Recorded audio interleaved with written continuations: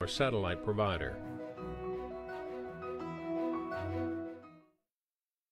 Here's a look at some authors recently featured on BookTV's Afterwards, our weekly author interview program.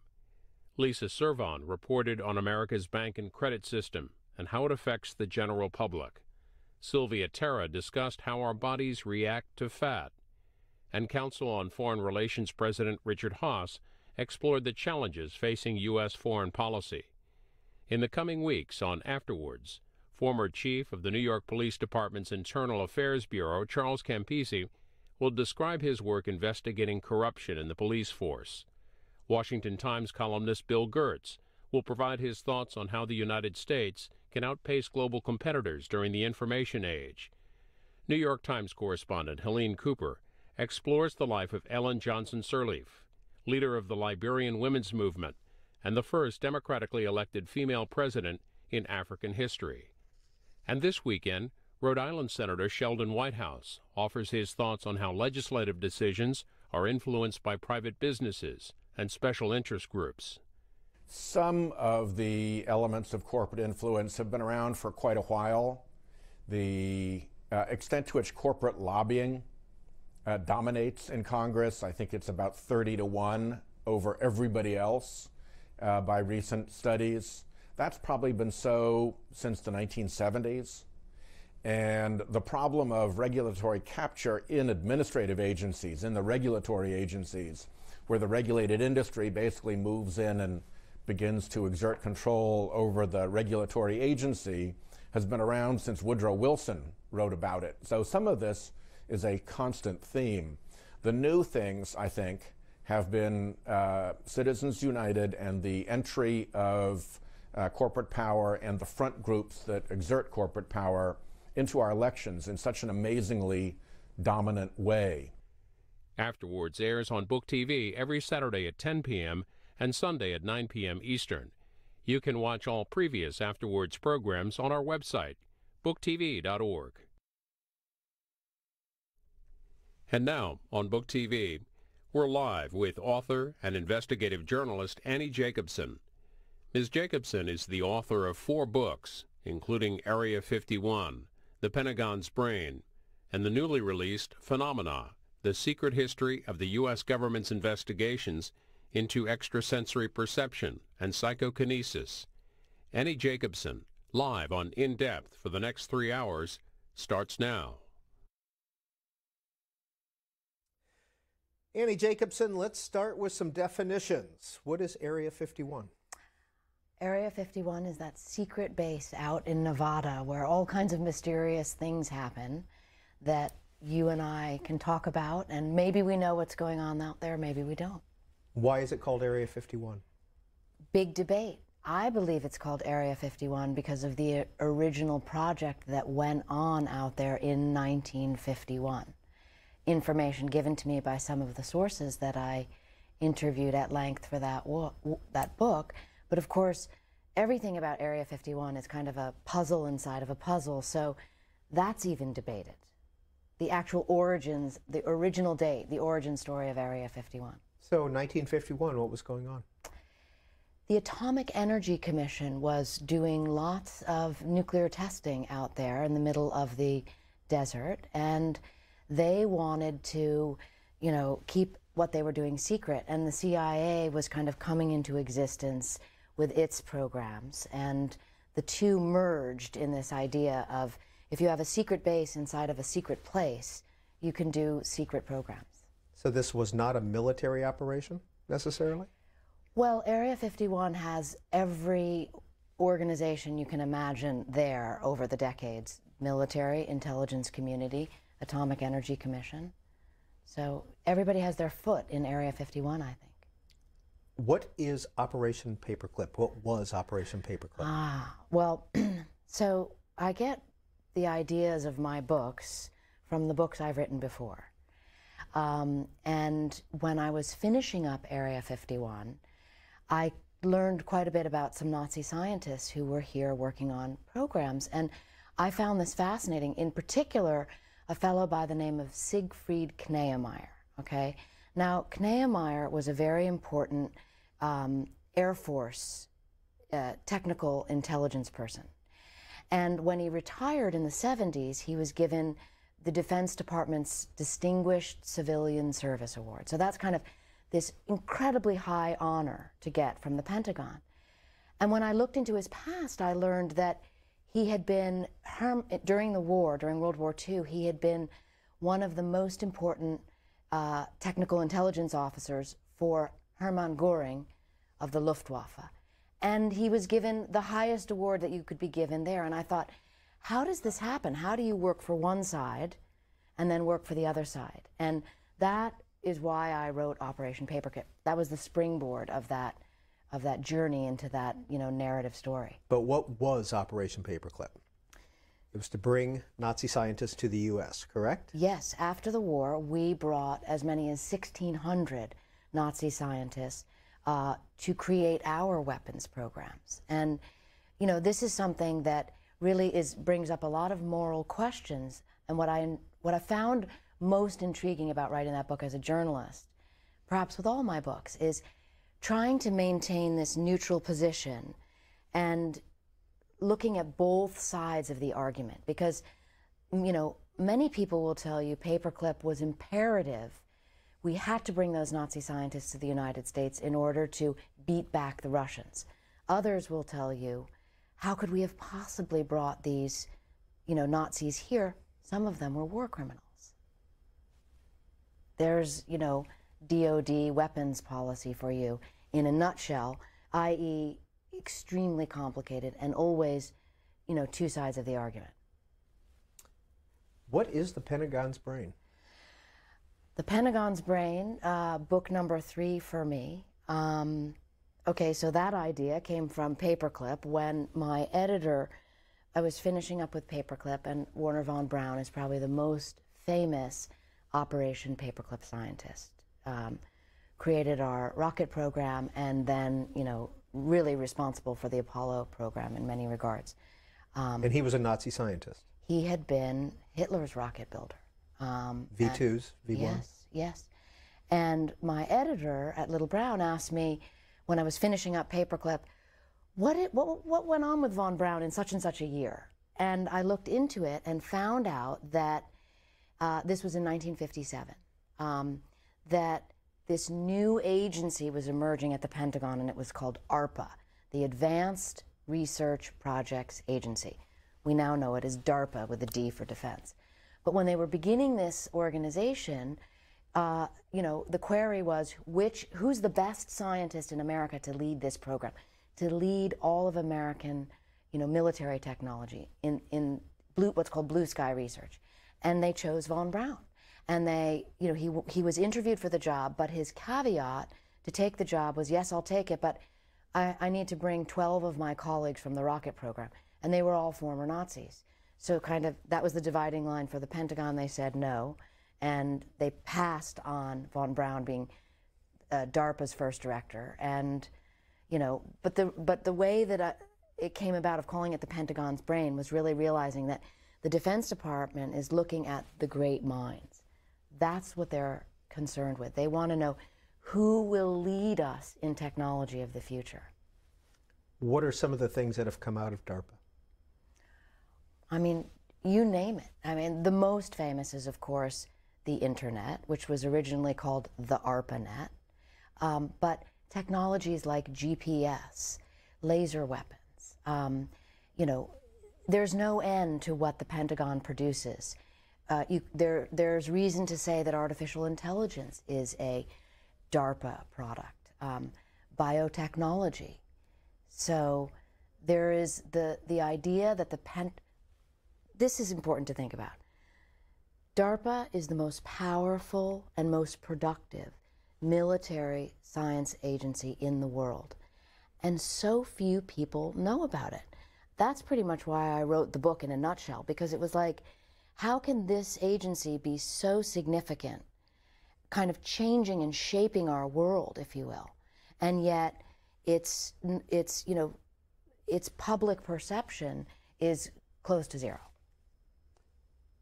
Psychokinesis. What is it, Annie Jacobsen? Book number 4 for me that I have that just published last week is the idea of, well, the book is called Phenomena, and it's about the government's investigations into extrasensory perception and psychokinesis. Extrasensory perception, gaining knowledge through means other than the 5 known senses. Psychokinesis, the alleged ability to move matter with the mind. These are very controversial subjects, and subjects that many scientists will tell you is pseudoscience. Why I was super interested in writing about this was having come off of this very hard science book, The Pentagon's Brain. On the other side of the spectrum was what's sometimes called squishy science. But the Pentagon, the Defense Department, the intelligence community, they are interested in both of these subjects, and so am I. So taxpayer dollars are spent studying psychokinesis and ESP? Yes, yes. I mean, this goes back, by the way. Look, all roads leads back to the Nazis, I find. Certainly when I'm investigating and reporting on Defense Department weapons programs and intelligence community intelligence collection programs. And ESP, psychokinesis, this whole idea of the phenomena leads back to the Nazis as well. So we're talking decades of research in this area, still going on today.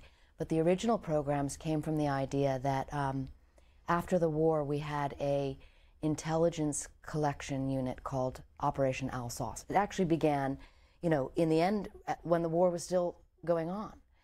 And we sent our sort of finest scientists to try and capture Nazi technology. And we did, and this is the link between all of my books. So one of the cache of documents that we found, this links up to the book Phenomena, was part of Heinrich Himmler's science organization, which was called Das Ahnenerbe. And within that organization, Himmler was investigating extrasensory perception, psychokinesis, map dowsing. And when we got these documents, they became very interesting to a lot of individuals in the military intelligence community, particularly because guess who got the other half of the documents? The Russians. So anything that we knew they had as well, we were worried about who would win the race, and that is how the psychic arms race really began. Same way, over in the hard science department, you had the rocket arms race. That idea of getting man into space began with captured Nazi documents, V2s, and scientists, literally von Braun. Was your career arc to be a historian, talking about national security affairs? Not at all. I mean, fate and circumstance kind of intervene in one's own life. I think that's why it's such an interesting concept for me to write about how, circumstance has a role in the path that one is on. I wanted to be a novelist when I was younger, and I went away to boarding school with a typewriter when I was 15, and I was going to be the great American novelist. And, decades passed, and that was not the case. And one of my mentors said to me, stop making things up. Pursue the truth. It's the truth that matters.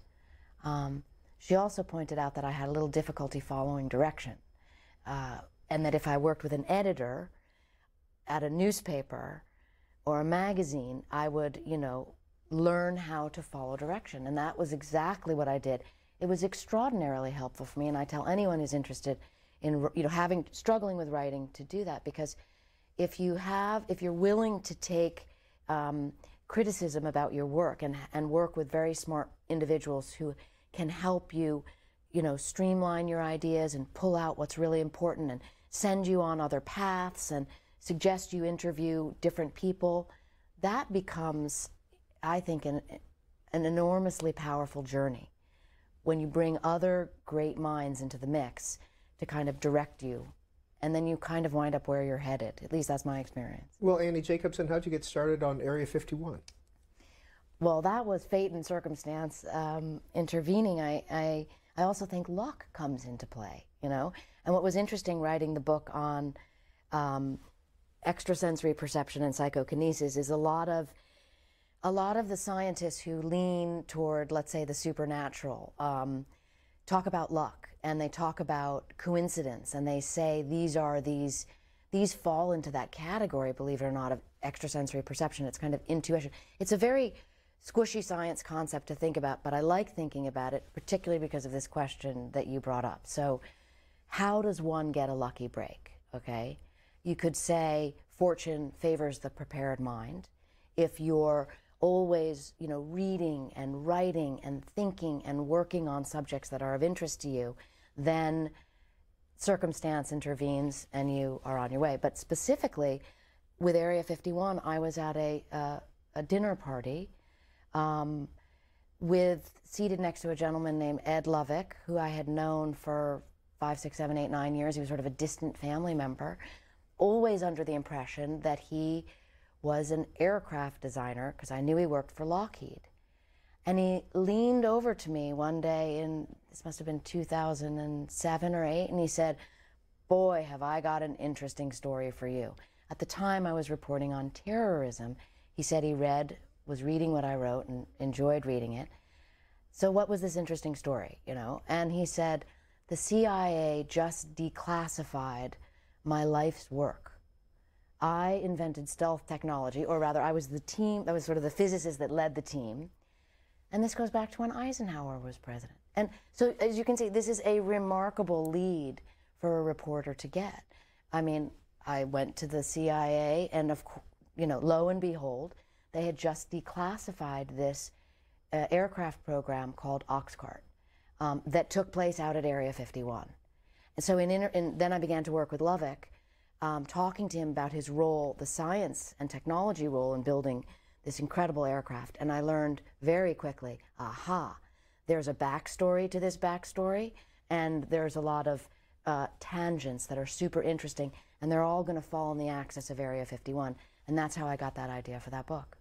When did the larger public become aware of Area 51? Well, that's a great question. I mean, and it's very interesting in terms of U.S. national security, because when you think about what a powerful and potent site Area 51 is, as I report in the book, the fact that it remained almost unknown to the general population until the early 1990s is astonishing. I mean, talk about being able to keep a secret. I mean, I make the analogy in the book about the Manhattan Project, same idea, right? Even, Vice President Harry Truman did not know about... Congress. Or Congress. The ones funding the program did not know about the program. So I think secret keeping is very interesting. I write about it in all of my books. But to your question, it wasn't until an individual named Robert Lazar, squeaked this bit of news out, which landed on the edge of conspiracy, and then Area 51 became known. And I think that is the origins of an extraordinary amount of conspiracy theory that grew out of that base and still exists about that base. And there's still things going on there now. Who was Robert Lazar? Well, he was an interesting, let's say, engineer, and he was out there at the base, according to him, and he saw things that he believed were... He was working there. Yes, and although people will tell you he never worked there. I mean, again, the myths inside the puzzles, inside the conundrums. But he stood by his position that he said he saw an alien, in essence. And then you get into these, as I was reporting the story, all these realms of black propaganda and, I mean, did they dress someone up and make them look like an alien? Were they trying? I mean, this idea of mythology and, misinformation and disinformation is part and parcel to Area 51, and really to all of the books that I have written. The subjects are conducive to that. Annie Jacobsen, you talk about you have to sign an oath if you are working at Area 51. Mm-hmm. And by the way, is it called Area 51 by people who work there as well? Or is that just our kind of our name for it? Yes and no. I mean, originally when I was interviewing the scientists who worked there and the spies and the pilots, and they would call it Groom Lake. They would call it the ranch. There were all kinds of code names for it. But, and of course, what's fascinating, or was to me while I was writing the book, is that the actual word Area 51, the name Area 51, was classified when I was writing the book. It's since been declassified because President Obama referred to it publicly. That's a quick way to declassify something. But when I was looking at those documents we were talking about earlier, the Oxcart documents, you would be reading along, and then there'd be a small word redacted, like blacked over. And if you looked at it, you know, up to the light, or with that's Area 51. And out of something like 7,000 pages of documents that I reviewed, I found 2 places where someone forgot to black out Area 51. So you would see it there, and it was an aha moment. Robert Lazar, Las Vegas television. What happened? Well, he went on TV and, you know, made this claim that on a local channel in Las Vegas. Yes, and said that there were, you know, there was alien technology, and that there was an alien out there, and, you know, people have been fascinated with UFOs and for millennium. I mean, that is, so this was like, you know, setting off a match in dry grass. I mean, the people went, you know, the story built, and it became kind of a firestorm. And I think that that has since become a great point of contention, and why Area 51 is on such a lockdown issue, because people will not move off of that idea that there are aliens out there. Many people believe that and still do. What kind of cooperation did you get from the various government agencies that you worked with on this, or tried to work with? Every book is different. I mean, every book is different. There's kind of a dance, I think, that's done with journalists, because remember, the just basic job of the journalist is to inform the public. I mean, in spirit, you're really not even supposed to have an opinion. So one would think you would want to work with transparent elements of the government to also make things known. But I find in my experience that current, let's say, like the PR office of any of these agencies, they only want to present a certain message. And that's a message, not a fact, let's say. So where I do most of my reporting is in interviewing scientists who are retired, who worked on very significant programs for these individual agencies and are acutely aware of what they can speak of and what they cannot, because it's still classified. And because I also write about a lot of Cold War programs, things that were incredibly interesting and you know, involved extraordinary classification measures decades ago. Everyone wanted to know about them then, but could not. When they become declassified, sort of the public has moved on. And I find in my experience that by tracking down these scientists, the Superman of scientists, if you will, they are willing and you know, happy to share their stories about these incredible programs, because people have lost interest. And it's this idea that, you know, it's important to know the past to safeguard the future.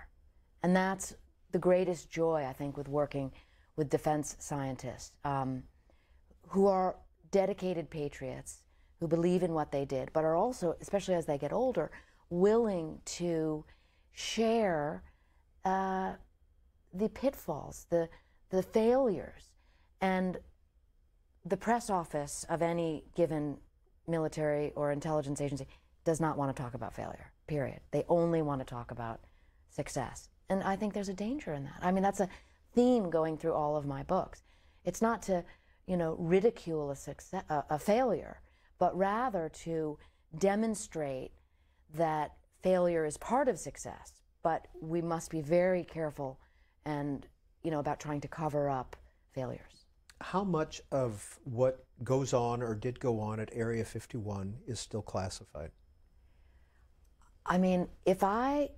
Or don't you know? Is it hard to tell? This is the analogy. I mean, you know, it's sometimes said I wrote the book on Area 51, but if you imagine an iceberg and you think of how much of the iceberg you see and then how much is below the surface, I mean, I'm guessing, but I probably, if you planted a flag at the top of the iceberg, that's probably what I reported in a 450-page book.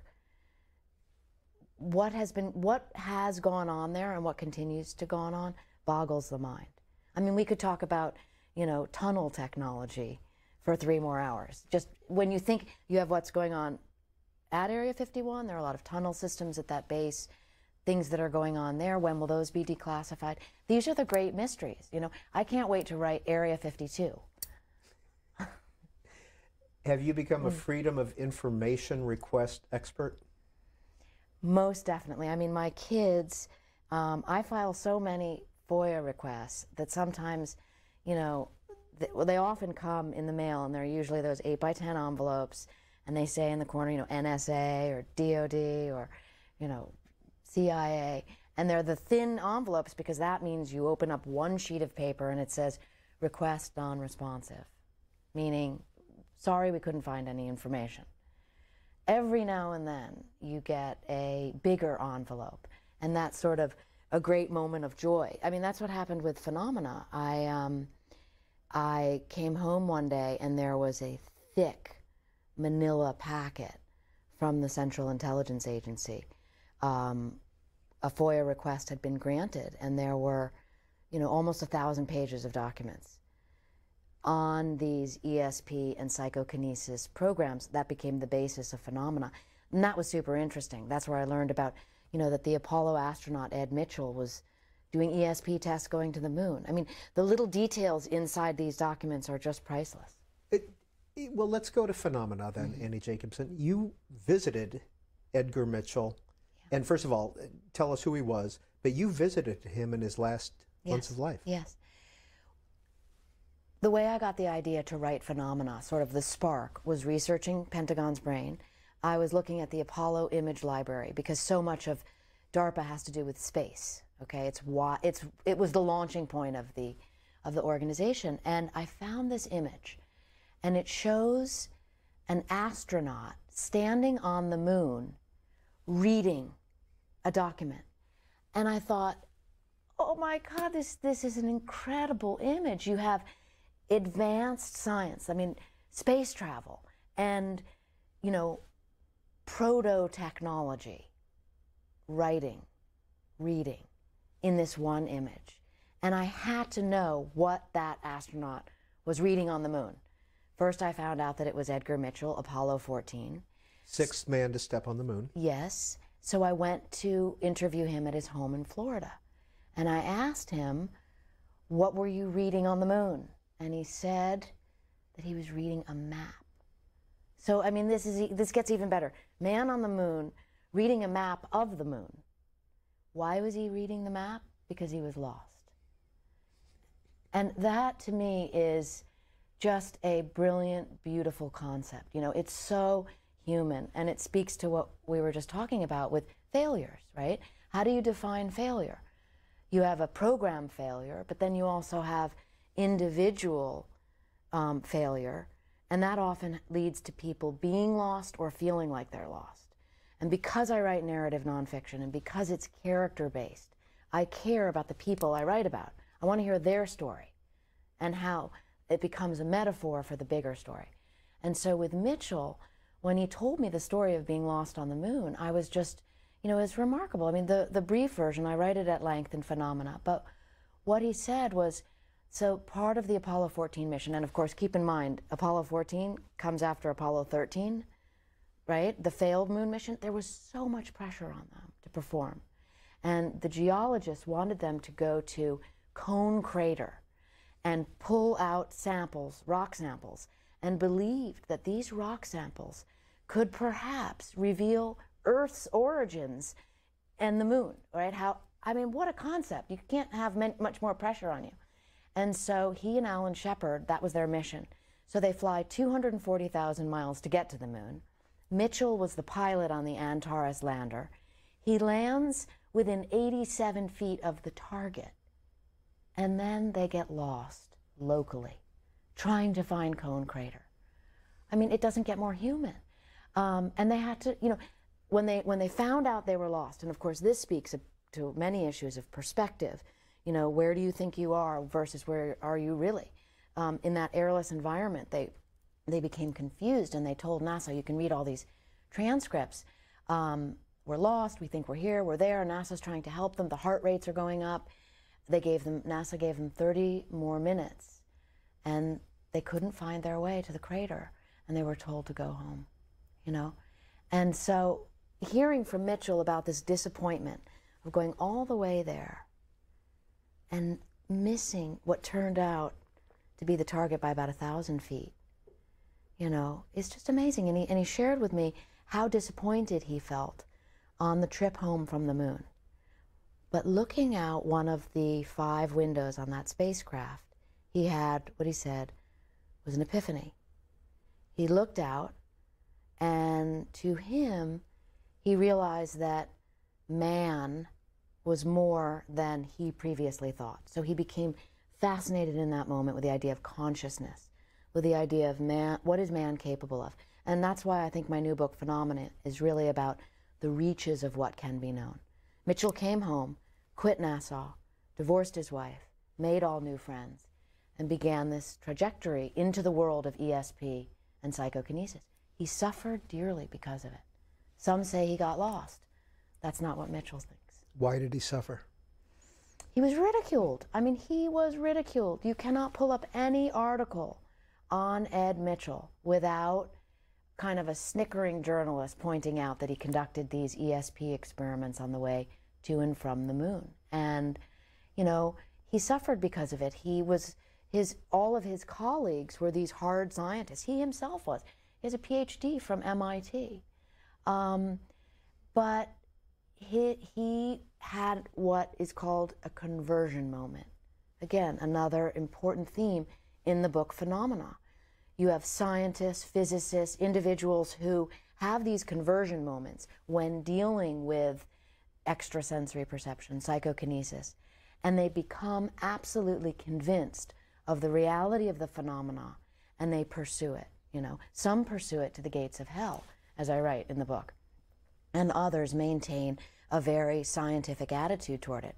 But because the scientific skeptic community insists that this is pseudoscience, because, rightly so, psychokinesis, extrasensory perception, it does not pass scientific method muster. The 5 steps that every scientist agrees must, you must adhere to move from hypothesis to general theory. The most important being that it's repeatable. Well, ESP experiments aren't repeatable. Those, pro this work say it's fickle by nature, and those against it say that's hogwash. But I love this battle. There's a real battle between, science versus supernatural, if you will. And again, it speaks to this idea of what are the far reaches of what man can know. In Phenomena, Annie Jacobsen, you quote some government documents, though, saying we cannot not prove that this is not real. I mean, in a sense, there's some doubt there. I mean, there's doubt, absolutely, there's doubt everywhere, but, the CIA concluded that the phenomena was real, but they couldn't repeat it. But they said it doesn't take away from the fact that these real laboratory experiments happened. But now, what I found most interesting in reporting Phenomena, the book, was that when I began researching and reporting, I was under the impression that the programs were buttoned up in the mid-1990s with the kind of downfall of this one big Defense Department program. But I was astonished to learn that they're actually back today under the rubric of advanced cognition. Okay, so the Defense Department is now merging this idea of the biological, the sixth sense. The Office of Naval Research calls it the spidey sense. But instead of the parapsychologists of the 70s and 80s, now the Defense Department is employing neurobiologists, computer technologists, computer engineers. They are taking individuals who have the spidey sense, it's just a dressed up word for ESP, and they're looking at their brains, and they're trying to model what's going on in their brains, and then, of course, to accelerate it, and ultimately weaponize it, because that's the role of the Defense Department. Because of your research, have you had a conversion moment when it comes to those topics? No. I mean, but I will, the Harvard experimental psychologist Gertrude Schmeidler back in the 50s, created this system to talk about how individuals approach this controversial subject matter. And she said on the one side there were goats, okay? Goats were the scientific skeptics who said this is nonsense, this is hogwash, you know, forget about all of it. Sheep, on the other hand, were those who were open to the idea of ESP, of psychokinesis.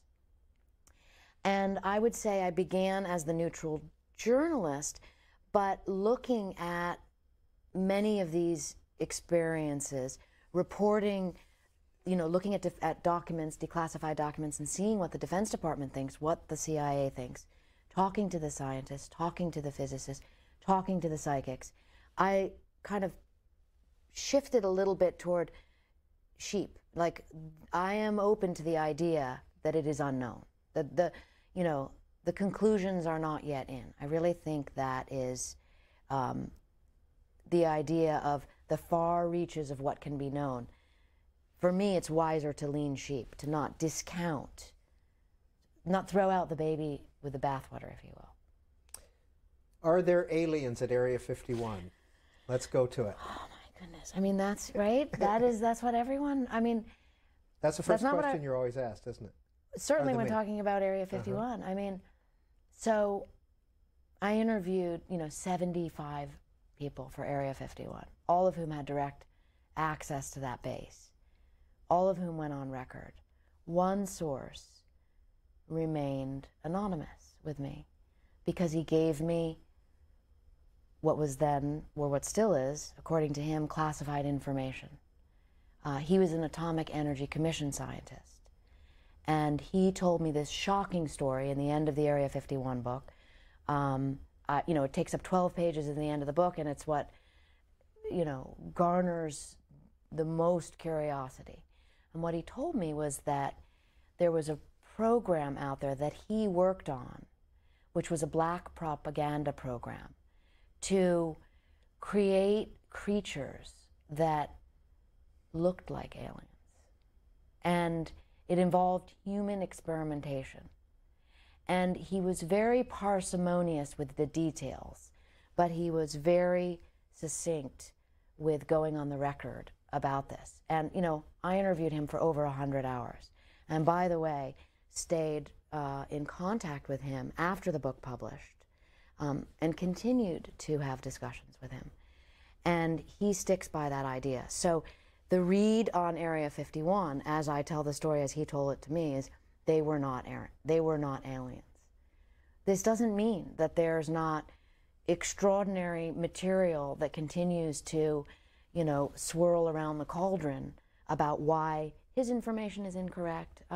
It's a big puzzle, but I really appreciated his candor with me, and I stand by everything that he spoke of and that I reported in the book, and he stood by it all the way to his death.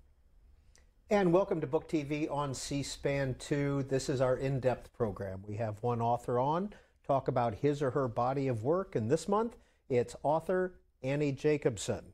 Her books, Area 51, An Uncensored History of America's Top Secret Military Base, came out in 2011. Operation Paperclip, the secret intelligence program that brought Nazi scientists to America, came out in 2014. The Pentagon's Brain, An Uncensored History of DARPA, America's Top Secret Military Research Agency, came out in 2015. And her most recent book is Phenomena, The Secret History of the U.S. Government's Investigation into Extrasensory Perception and Psychokinesis, just out this year. She'll be our guest for the next 2.5 hours, and if you have questions or comments you'd like to make with Annie Jacobsen, here's the way you can contact us. You can dial in on the telephone. 202 is the area code. 748-8200 for those of you in the East and Central time zones. 748-8201 if you live in the Mountain and Pacific time zones. Now, if you can't get through on the phone line, still want to make a comment, try social media. @BookTV is our Twitter handle. You can also make a comment on our Facebook page, facebook.com/BookTV. You'll see her picture there. You can make a comment right underneath there. And you can also send us an email at booktv@cspan.org, and we'll begin taking your calls in just a few minutes. Annie Jacobsen, were you able to get any dollar figures on how much is spent at Area 51, how much is spent on researching psychokinesis? What did Operation Paperclip cost? And DARPA, what's their budget? All of the programs I write about, almost all of them are what are called special access programs, SAP programs. They exist in these very secret classification protocols that are far above normal classified protocols. So it is almost impossible to accurately say what the budgets are. One of the budgets I can give you is the DARPA budget. That's public. So DARPA spends $3 billion a year. And that is the case, that's basically been the same figure if you adjust it for inflation going back to DARPA's origin in 1958. It's an extraordinary amount of money for 120 program managers. But that's only the public figure. So all of the programs are dealing with black budgets, which means that the money is essentially unknowable. On that subject, I'll give you one fascinating detail that I find that maybe stands as the best analogy for all of this. So in Area 51, one of the kind of creators of Area 51, if you will, was Richard Bissell. He was deputy director of the CIA. And the way in which he became involved in Area 51, if you back up a couple years, he got a call from Alan Dulles at CIA saying, hey, listen, Bissell. At the time, Bissell was in charge of the Marshall Fund, okay? That was the plan to rebuild Europe after World War II. An extraordinary amount of money. Bissell was in charge of it. And Dulles said, and I'm paraphrasing, but this is the essence, can you skim some of that money off of the Marshall Fund and give it to us for a secret program? Bissell said, are you sure? Again, paraphrasing, you sure I should do this? Yes. Bissell did it. And years later, he found out when he was made sort of the director of the Area 51 project, remember that money you gave us? Here's what it went to. This is how Area 51 was set up. So these things are, and interestingly, Bissell talks about that in his memoir. So you can find information, I as a reporter, find information in a whole array of places, from memoirs to, papers that are stored at different archives, individuals' journals. Sometimes the family gives me access to them, FOIA requests, interviews. This is the joy of being a journalist. You have many different sources you're pulling from to try and piece together the story for the reader as best you can. Somebody who plays a part in several of your books, Edward Teller. I mean, almost all of them. I begin The Pentagon's Brain with this talk about a colossal failure. I mean, and again, others will say this was a colossal win. So the Castle Bravo bomb. This was a thermonuclear weapon. Edward Teller, the father of the hydrogen bomb. And it's, the average person thinks, oh, atomic weaponry, thermonuclear bombs, same cookie sheet. Well, perhaps, except for in orders of magnitude. I mean, thermonuclear weapons one thermonuclear weapon could take out the eastern seaboard. There was one thermonuclear weapon exploded in Castle Bravo, the Castle Bravo bomb out in the Marshall Islands. I begin The Pentagon's Brain with it. From the perspective of witnesses who were there, who told me their story.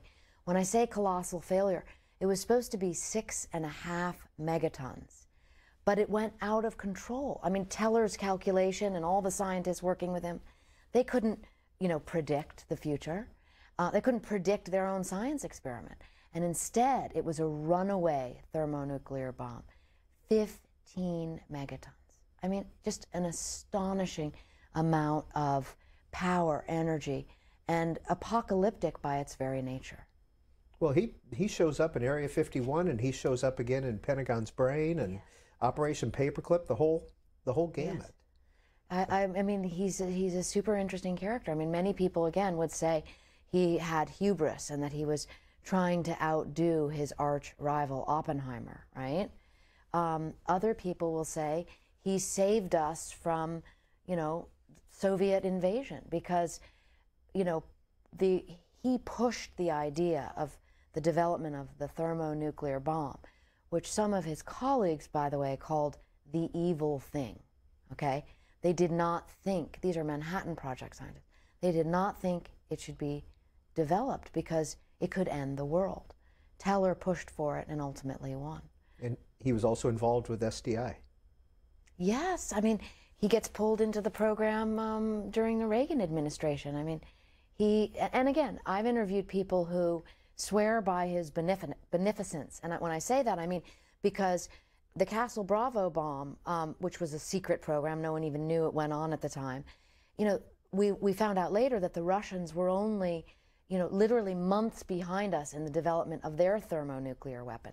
And in this idea of the battle of the superpowers, a theme through all of the books, you know, the U.S. government must stay ahead. And what's interesting is it does stay ahead. So to give credit where credit is due, and when I was interviewing DARPA scientists who said, when we got into the realm of, you know, cloning, let's say, I mean, you've got thermonuclear weapons as part of the origin story, and today you have, you know, autonomous weapons, artificial intelligence, biotechnology, biohybrids, human cyborgs. This is all DARPA science. And the DARPA scientists would say to me when I would ask questions like, is this wise? They would say, well, what if you were to wake up tomorrow morning and find out that the Chinese or the Russians or even a dark horse like Saudi Arabia presented the world with the first clone, human clone? You know, would Americans say, my God, we've been beaten by an enemy nation? That's why DARPA exists. That's why these weapons program exists. That's why Area 51 exists. It's why Paperclip existed. We must stay ahead of the rest of the world so that we are not beaten by technological surprise. And so far we have. $28 billion is the figure you cite for the development of the nuclear bomb in your book. 200,000 employees, kept secret from Congress. Oak Ridge, Tennessee took more power than New York City, more electrical power. I mean, I use that as an example whenever anyone says, oh, come on, you can't really believe the government can keep secrets. They're not capable of doing that. You know, it's a conspiracy to think otherwise. Well, I cite exactly that. I mean, of course the government can and does keep secrets. And then the other side of the argument is it needs to. Somebody lost to history, but plays a role in the early development of some of this, is Vannevar Bush. Who was he? Well, he was the scientific director of the Manhattan Project and also of sort of, so we're going back in time now to the years right before America entered World War II. And there was an extraordinary sense of isolationism in America. You know, we didn't want to enter the war and didn't feel that we needed to or should. But at the same time, the president needed to make sure that we were keeping up with the science and technological advances that we knew the Nazis were making, thanks to people like Einstein, who had already come here, you know. So you have secret science. That's really where I think secret science began, with Vannevar Bush and with these pre-war technologies. America was hedging her bets, rightly so, because, you know, you can't start your atomic weapons program when the Nazis are working on their triggering system. Annie Jacobsen is our guest. Let's hear from CJ in Marietta, Georgia. Hi, CJ. Good afternoon. Actually, I have recently been interfacing with a gentleman actually that worked for Oak Ridge National Laboratory for over 40 years. He contacted me because he also knew I worked for one of the largest defense contractors. What's interesting is the Manhattan Project that you actually are speaking of, and he went in great lengths about sharing with me that he just felt my personality was outgoing enough where he wanted to find some of the children or grandchildren of some of the scientists, actually African-American scientists to be specific, that actually worked on the Manhattan Project. And I, over the course of the Christmas holiday, for about 3 weeks, I contacted various agencies, fraternity organizations, and was able to find 5 children of some of the individuals that worked on the Manhattan Project. And it was very interesting. One of the guys, who is a doctor in Washington, D.C. now, said that his father kept journals. And we're going to be meeting with him here in the Atlanta metro area in the next few weeks about those various things. But what was very interesting, the gentleman said, is his father never talked about his work. And that, he would be gone for months, years at a time. And as you indicated, the secrecy. There were over 200,000 employees that actually worked on the Manhattan Project and was in Oak Ridge Oak Ridge, Tennessee, where actually I was reared. And I never even knew about it until I met this gentleman, Mr. Mentor, actually, who had worked for them for many years. And so the secrecy that actually exists, both with the Area 51 project, Oak Ridge National Laboratory, and others across the United States, is so mind-boggling to me. We're here, years later, finding out about all these secret projects and things that happen. But it's a lot of that, and we will never know about it unless there were journalists like yourself, ma'am, that actually bring these things up, that what's going on. And oftentimes we're not aware of why the United States are going into debt because of these type of projects. Thank you, CJ. Thank you. Any comment for her? I mean, you've touched upon a very important theme for this, not only the individuals who work on their programs, but their families. And it's why I love tracking down and interviewing the children if the parents have passed, the scientists, because you can kind of get a sense of that secrecy. The children knew nothing in many cases, and also the wives knew nothing. But a lot of times they have and will share, father's papers that are stored in the attic. And so that becomes, this idea of legacy, I think, is very interesting. And I particularly found that when I worked on Paperclip, and I went to Germany and interviewed the children of some of these major Nazis who worked for Hitler and then later worked for the Department of Defense. What was your reception like in Germany? You know what? It was either black or white. I mean, and that really was astonishing. It was either, no, I don't want to talk to you. Father didn't do anything wrong. Never mind, he was a convicted war criminal.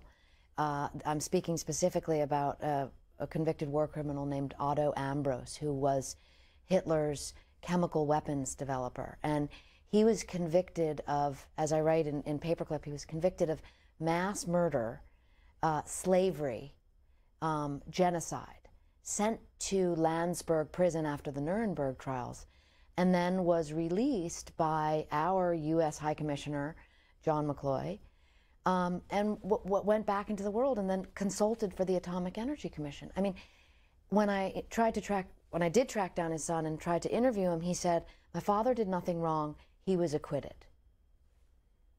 On the other hand, I interviewed other children of major Nazis who had a very different take and were very thoughtful and remorseful and courageous in sharing with me the profound difficulty of, that legacy that they must live with. I mean, on the one hand, the son cannot be judged by the father, but psychologically it's an extraordinary burden to bear.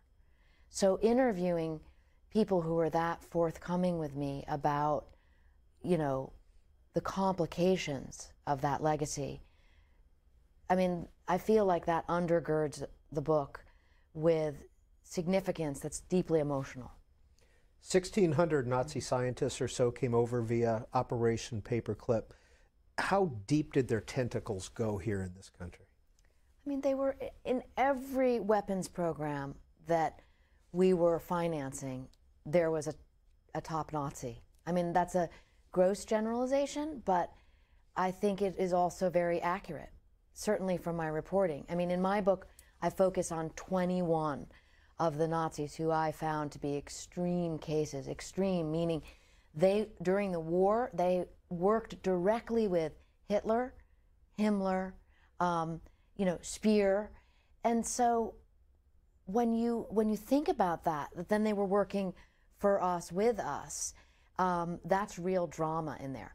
So I looked at 21, but there are 1,600. And just from looking at those big files and sort of mapping out where everyone went, yes, they were in every one of our weapons programs. And I think I read that one of those Nazi scientists was the first director of the Kennedy Space Center? Kurt Debus. You know, they still give out the Kurt Debus Award to kind of the most innovative thinker in this world. And I was shocked to find out this because of the documents that I was able to get from a Freedom of Information Act indicate that Debus was a hardcore Nazi. I mean, he even wore the SS uniform to work in Nazi Germany. He turned in a colleague, ratted out a colleague for saying mean things about Hitler, literally, and this guy got picked up by the Gestapo. And, you know, we're giving him an award. I mean, this kind of thing is astonishing. I called up the head of the organization that gives that award, and, you know, he was very defensive, and he said Debus was a great innovator, and he, you know, did all these things for the Apollo program. And I said, but what do you say to the person who says to you, he was a Nazi? And his response was very interesting. He said, no one's ever asked me that question before. So we have journalism to present the facts and let people decide what they think about those facts. Was it known contemporarily that he was a former Nazi and now he's running the Kennedy Space Center, or a lot of these guys? Was that known? Very important question. Absolutely not. And from the declassified documents, I learned that not only did NASA know about their past, but they were complicit in making sure that this did not get out. This was a kind of a quote from one of the von Braun documents, because von Braun, because he was so high profile, Werner von Braun. Yes, he was always being kind of pulled into it by journalists who would ask him questions about his Nazi past. He was told by NASA to say, if you're asked, your answer should be, I've been thoroughly investigated by the U.S. military. And he had been thoroughly investigated. They just didn't reveal what the investigation had found. So you were able to make some inroads in Germany. Have you been to DARPA's headquarters here in the Washington area? Have you actually set foot in Area 51? I have not been to DARPA's headquarters. They're very secretive about letting anybody in there. I mean, they like to present the idea that they are a beneficent organization. And, you know, they do some great things. We have the internet. The results of a lot of their work have profoundly impacted society and made it easier for a lot of people. But let's face it, DARPA's job, as was indicated in its early mandate, you know, in 1958, is to create vast weapon systems of the future. So DARPA is very, you know, secretive about letting anyone in and seeing what's really going on. Area 51, no journalist has ever been there, including me. I was taken by a group of former Manhattan Project scientists when they were still alive to the Nevada, what was then called the Nevada test site, which is, you know, all the other areas, areas 1, 2, 10, 15, 20, that align with Area 51. Area 51 is sort of over the hill. And you're on Tickaboo Peak or something? Yes, and well, no, I was actually in the test site, which is where all the bomb craters are, and you're kind of driving through the desert, and you see where, you know, an old safe was blown up, like a big giant bank safe, to try and, these were parts of the test to see what would survive a small nuclear blast. Train tracks, you know, the rubble that's out there in the desert is remarkable. The area is all, you know, concealed. So I went there and I kind of saw Area 51 5 miles away, but that's the closest I got to it. Travis is calling in from Eureka, California. Hi, Travis. You're on with author Annie Jacobsen. Hello. Good afternoon. I'm interested in remote viewing and what, if any, evidence that you researched did you find to be the most convincing in favor of it being, you know, a fact?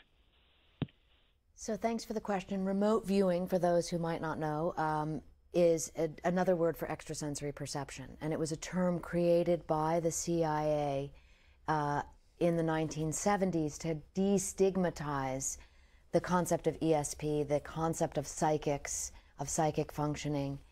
It became part and parcel to all of the programs that went on for the next 25 years across the CIA, across the Department of Defense, over at DIA, which is the Defense Intelligence Agency. And as I write in the book Phenomena, there are extraordinary success stories of remote viewing, locating hostages, locating downed aircraft. There are also colossal failures. And again, I tell both of those stories in the book, and I let you decide. But when you look at the facts of what some of these psychics were able to accomplish, were able to see, to know the unknowable, with a CIA or Defense Department handler sitting with them inside of what is usually a Faraday cage, an electronically shielded room. So there's no way they could be getting information any other way other than this mysterious sixth sense, which no one has been able to explain. So I would say the remote viewing success stories exist, and I write about them in the book. The Pentagon's brain was a finalist for the Pulitzer. And this email comes in from Chris in Houston, Texas, and he or she asks, how does DARPA research make its way from being purely military to something a company can sell to the public at large? Great question. So let's talk about GPS, okay? I mean, satellite technology, interestingly, finds some of its origins at Area 51. Richard Bissell, who we talked about earlier, the sort of mayor of Area 51, along with Dr. Bud Whelan, who I interviewed for the book, they were working early satellite technology as they were running these airplane technology programs. They were also experimenting with satellites, hoped it would work. I mean, think about that as a concept in terms of innovation. Our whole military runs, you know, with the satellite system being at the center. But in the 50s and 60s, these ideas were just coming online.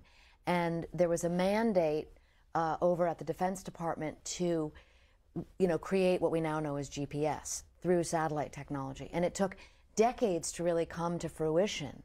But when DARPA finally was able to make these systems work, and this is kind of at the end of the Vietnam War, this was it was a military targeting technology, GPS that you have in your smartphone, okay? And it was kept secret. It had an offset by a couple 100 feet, so if anyone hacked into our system, they wouldn't be able to target, you know, their bombs would be off in essence. And it was kept secret all the way through the 90s, and during the Clinton administration, word came down that a European civilian organization was going to develop GPS for the consumer. And that is why the Clinton administration declassified GPS technology, because we wanted America to be able to be the innovators and the primary drivers of that in the commercial world, and that's exactly what you see. Al, St. Petersburg, Florida. Good afternoon, Al. You're on BookTV. Good afternoon, folks. Ms. Jacobsen, in your book Phenomenon, do you mention a person named Ingo Swann? I sure do. They called Ingo Swann the original super psychic, and he played a very significant role in the early years of the CIA program and also in the years of the Defense Department program. So there's quite a bit you can read about in Phenomena about Swann. He was a very charismatic person and a fascinating character. Al, why do you ask about him?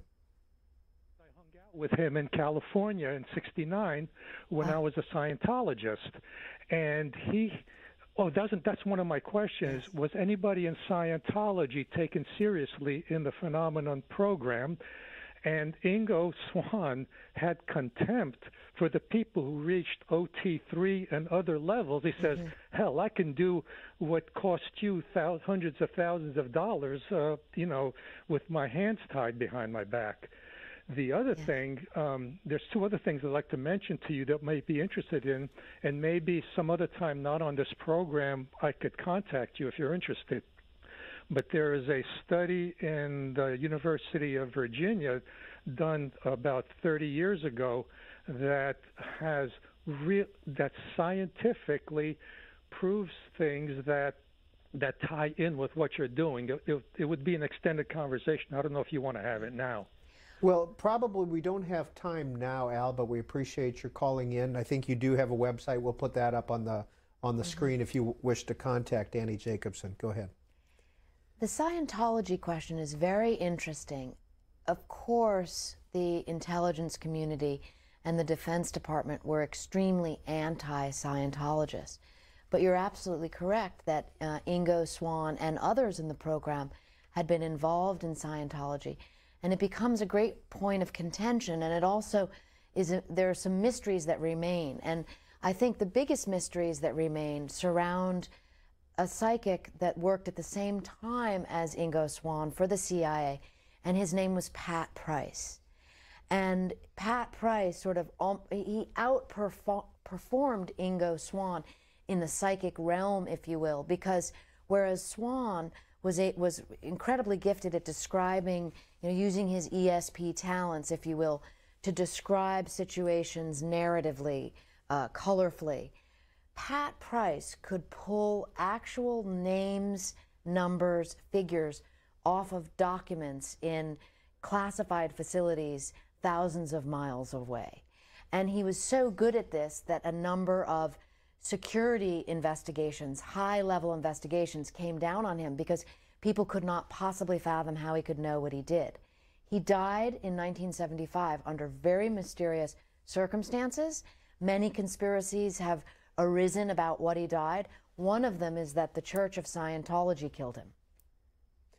Annie Jacobsen, do conspiracy theorists come to your book events?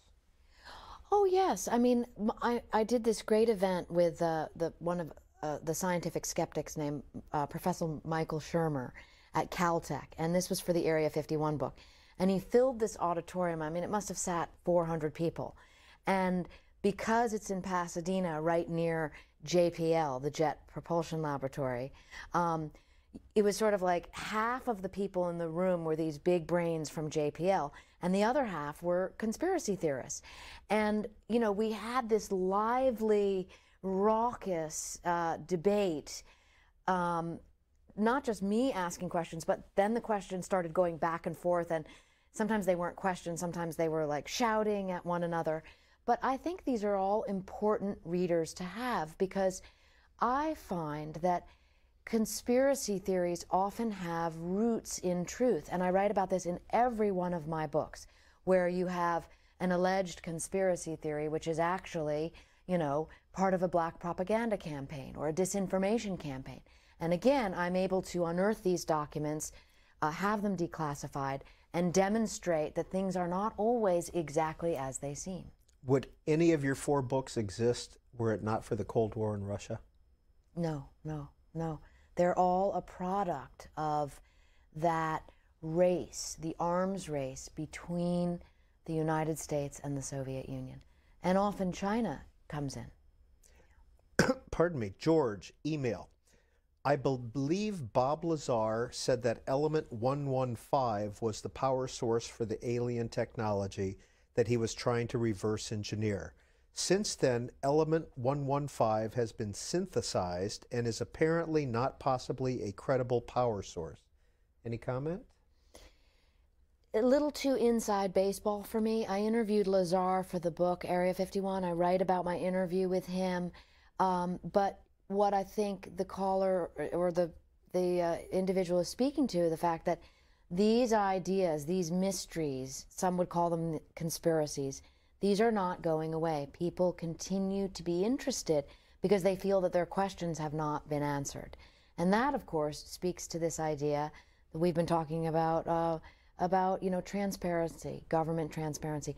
What can be known? What should be known? Why do we have to wait decades to have these documents declassified?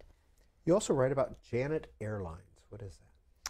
Janet Airlines is the private airlines that flies from Las Vegas to Area 51. It has its own conspiracies within conspiracies. I had someone contact me just recently and say, give me the Janet Airline schedules, and they stop flying during the day apparently, and they only fly at night.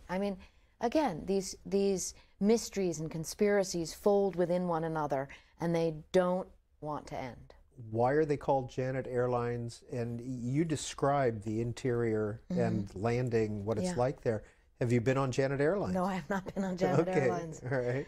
You have to be invited. Like, you know, many places, certainly Area 51, you have to be invited out there.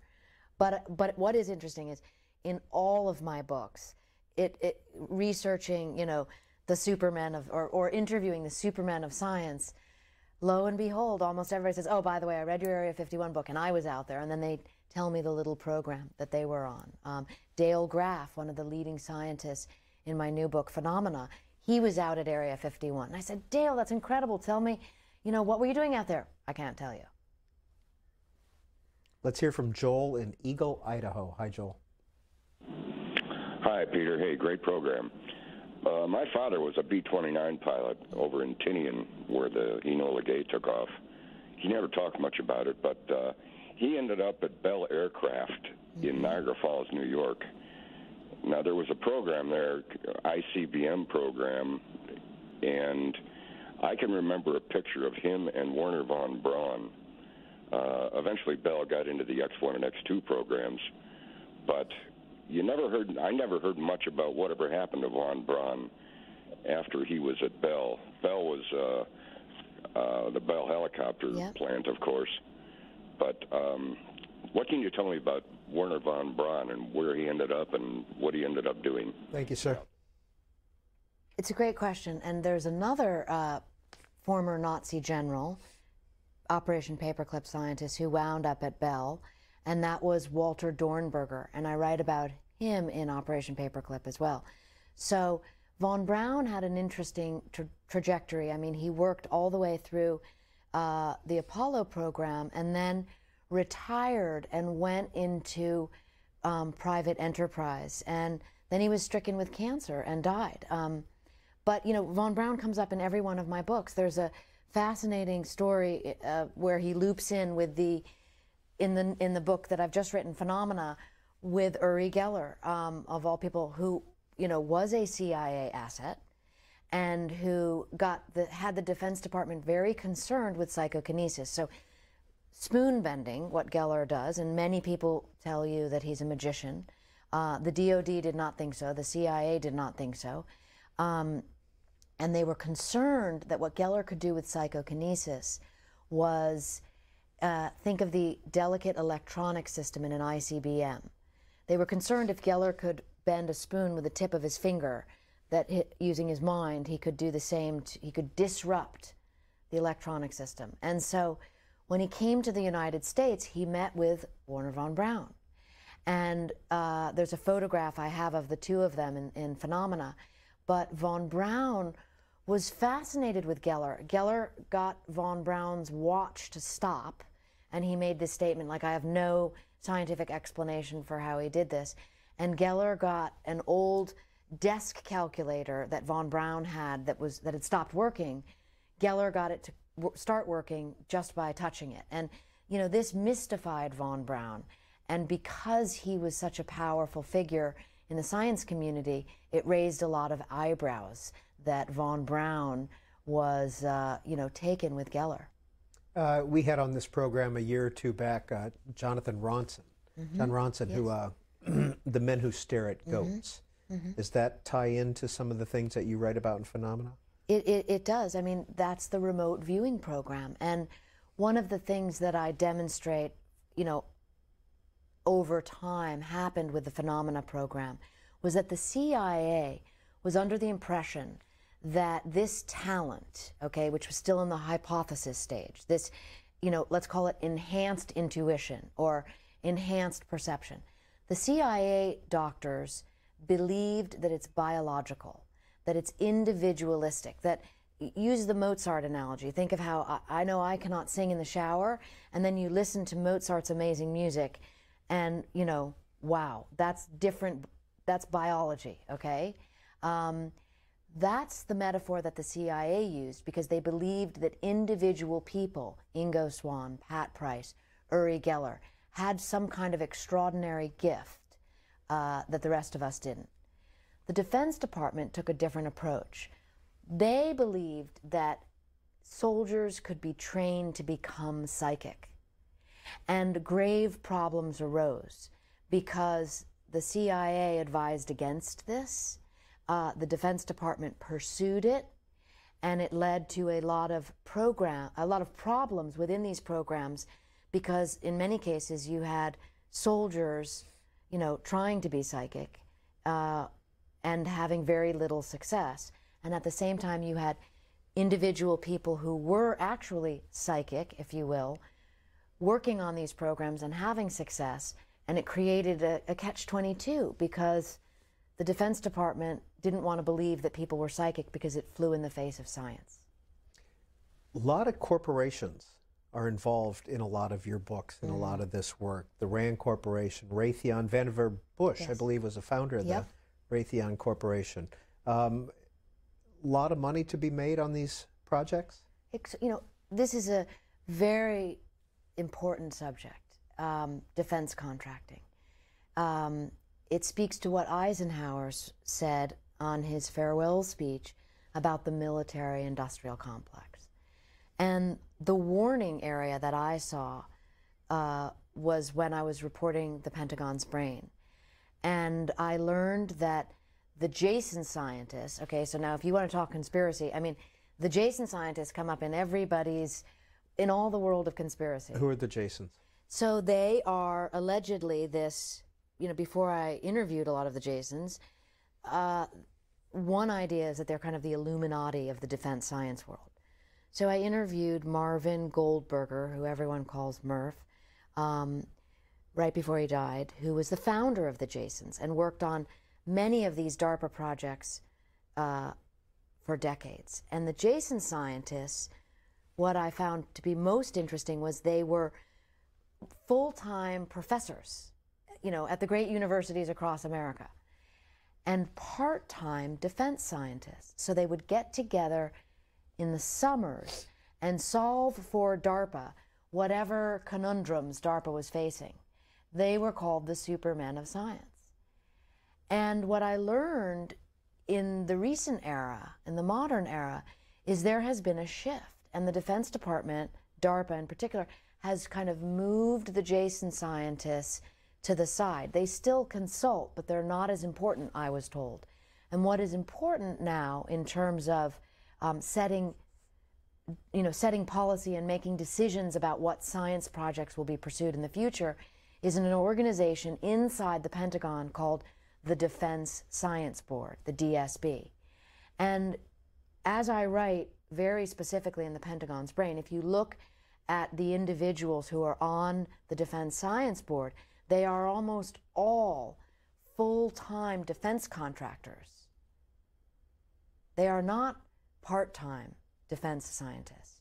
And so what you have is what Eisenhower warned us against, which is the very people who are deciding which weapon systems, which vast weapon systems of the future the Pentagon will pursue, are the same individuals who stand to make an extraordinary amount of money on those weapon systems. Who runs DARPA today, do you know? DARPA is directorless at the moment, but DARPA is really managed by these 120 program managers. As I said earlier, $3 billion in the hands of 120 program managers. They have extraordinary power to stop and start programs. They look outside of the military establishment as well and work with universities and research labs. So profoundly innovative. This is the true definition of blue sky research. DARPA leads.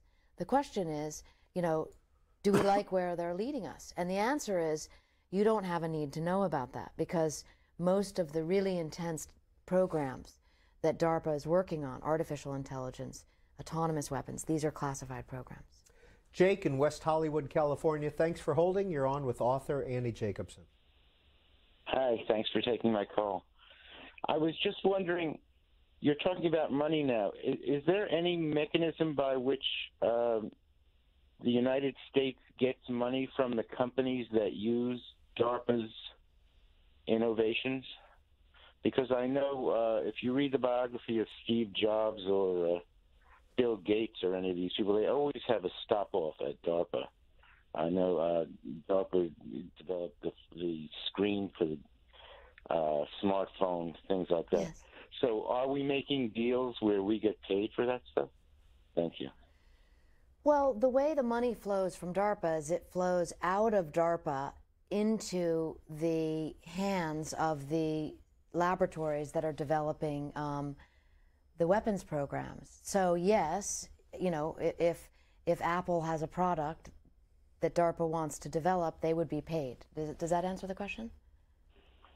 He is gone, so let's hope that that does answer Okay. the question. I think he's looking for, is there a return on this investment in a sense? Well, I would say the return on the investment happens in the civilian sector. I mean, if you make a product, if you, let me maybe give a better example. So I interviewed for the Pentagon's Brain some scientists who are working down at UC Irvine on limb regeneration, okay? This is the idea. Think of the salamander. Loses its tail, it grows back, okay? These scientists believe that humans will one day be capable of regenerating their own limbs. Extraordinarily interesting to DARPA in terms of, you know, wounded warriors. But this kind of research is 20, 30 years out. What the scientists at Irvine told me is, who's going to fund that? No one, except for DARPA. So DARPA is willing to invest in very early laboratory research that leads to extraordinary new things. The scientists that I spoke to and that I write about in the book working on this program were very grateful for this funding from DARPA because it allows them to continue their research and to seek grants elsewhere. So there is a give and take in this world that has to do with money coming in and new programs going out. One of the characters in The Pentagon's Brain, Michael Goldblatt. Mm-hmm. Who is he? Well, Goldblatt was the individual who really took biological science to a new level. Okay, so back up for a minute. Researching the Pentagon's Brain, I was fascinated by the idea that the hard science of those days, missile technology, weapon, you know, did not involve biological scientists. So that happened, ironically, when the wall came down. And you had Soviet biological weapons engineers defecting to the United States and bringing with them the big reveal that the Soviets were breaking the biological weapons treaty and developing these horrific weapons, you know, mixing things like Ebola and influenza, okay, to create apocalyptic results. So when these scientists arrived and began working for DARPA, it led to this idea of we need to look inside the body. We need to look at human biology. And that's where Goldblatt enters the scene, because about that same time, we're now kind of in the 90s, okay, the early 90s, and computer technology is getting small, so we're moving toward nanotechnology. And the Defense Department now becomes very interested in the idea of human physiology, what individual soldiers are capable of, how you can enhance that, and how you can ultimately create a super soldier. And, you know, Goldblatt led the way all the way through the late 90s and early 2000s, and there was a lot of kickback from this from the public. One of the programs I think that sums this up was something called the Robo-Rat, okay? So the idea was ultimately to be able to put computer technology inside humans. And an early prototype was the rat. So they wired up this rat, and they were able to, with a chip in his brain, DARPA scientists were able to steer the rat through a maze. Well, people cried foul and said, you know, this is right at the edge of ethics, and you cannot be doing this kind of thing. It's only going to lead in a bad direction. And so the programs were somewhat curtailed. Well, then 9/11 happened, and there was an extraordinary amount of funding. And now these DARPA programs today that I write about at length in The Pentagon's Brain involve, you know, pushing the biology of humans in another direction and ultimately merging man and machine to create what used to be relegated to science fiction, and that is the human cyborg. Michael Goldblatt began his career at McDonald's. He did. I mean, and he was recruited by DARPA. It's a pretty interesting story about how, you know, he developed a system that dealt with sterilization technology for McDonald's on the wake of one of those bacteria scandals that, you know, really put the fast food restaurants in a lot of trouble. And so the sterilization technology, he thought there has to be a military application for this. And DARPA agreed with him, and he ended up becoming a very powerful player there. Kathleen's calling from Los Angeles. Hi, Kathleen. Hi, hello. I just wanted to speak about IONS. I'm the co-chair of the LA IONS group, which is the organization that Edgar Mitchell started to marry science and spirituality, physics and metaphysics. Yes. But I just had to comment on growing limbs because as an acupuncturist, I have a YouTube video of me fixing a paralyzed dog in 6 treatments with my electromagnetic field stimulator. But I wanted to comment on Edgar Mitchell. In his last 2 years, we Skyped him into the IONS convention in Chicago, as well as the Contact in the Desert conference here in Joshua Tree, where he spoke about his career and being on the other side of the moon, seeing how craters had no lava because it all went towards our side. But I was able to talk to him on the phone and asked him about the evidence that Armstrong and his colleagues had run into aliens when they were coming back from the moon and when they were on the moon, and they reported this on their private line to their doctor, not to the public line that we would hear about. And then this was picked up by shortwave radio people, that they were reporting that they were, you know, there were people around them. They were, you know, aliens. They were with them on the moon. And I asked him if he'd ever had that experience or if he had heard that from Armstrong, and he declined at that time. So I don't know whether he has things he didn't want to share. But I just thought that it's such a wonderful organization that he started. And we would love to have you come and speak at one of our monthly meetings, because right now our main project is Fukushima, the extinction level event, and why it's being ignored. And we have a former NASA scientist who has a remedy for it, but it needs billions of dollars after 6 years. And so, you know, why are these things ignored? And I don't know, it's just very... Kathleen, what is the ION Society? The Institute of Noetic Sciences, which was started by Edgar Mitchell after that epiphany. And they do a lot of research, as I'm sure Annie can elaborate on. You know, they have a campus up in Marin, and they do a lot of psychokinetic research. It's very science-based, and it's showing the underlying. You know, in other words, when I lecture, I call my lecture the human electromagnetic laser body, and that's what we really have. You know, we have so many more possibilities and potential in our bodies, and of course, this organization is just looking into that. Thank you, ma'am. Are you familiar with this organization? Yes. So Edgar Mitchell came back from the moon after that epiphany, quit NASA, divorced his wife, made all new friends, and started this organization. It had a couple different names in the early years, but it became a front for the CIA. And I found that fascinating. He became very involved in all of this, and he is actually the individual who brought Geller to the United States, and he was the front for the CIA in doing that because Geller was such a hugely popular figure. They needed to mask the idea that he was actually being tested by the CIA at the Stanford Research Institute. Are you familiar with Kathleen and her work? No. William is in Islandia, New York. Hi, William. Yeah, hello. I had a couple of questions. If you knew anything about the Philadelphia experiment and the time travels at Montauk, Long Island, and the secret Arctic spaceships with the Nazis, and the Hitler time bell, and the alien bases on the far side of the moon. And that was it. Thank you, sir.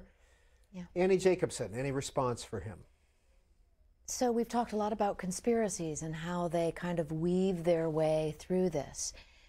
Because I write about these subjects from a CIA or DoD filter, for me it's interesting to look at how these organizations deal with these subject matters.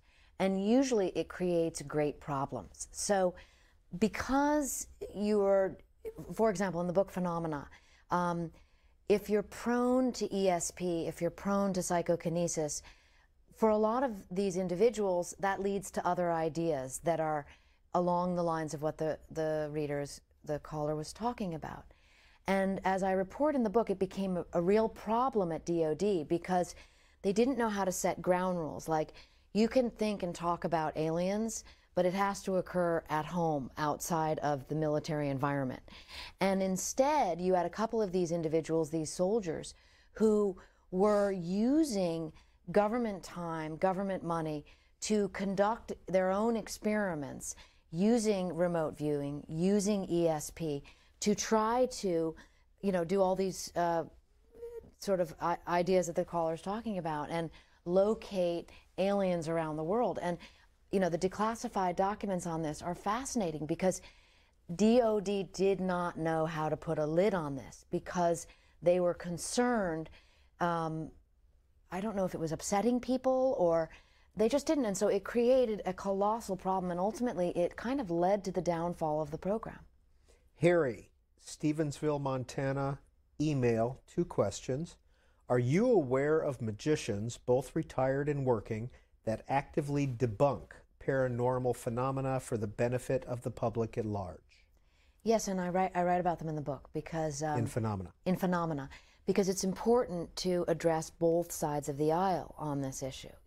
There's no doubt that magicians can bend spoons using predigitation. That's what they call it. I mean, you can watch 1 million YouTube videos demonstrating exactly that.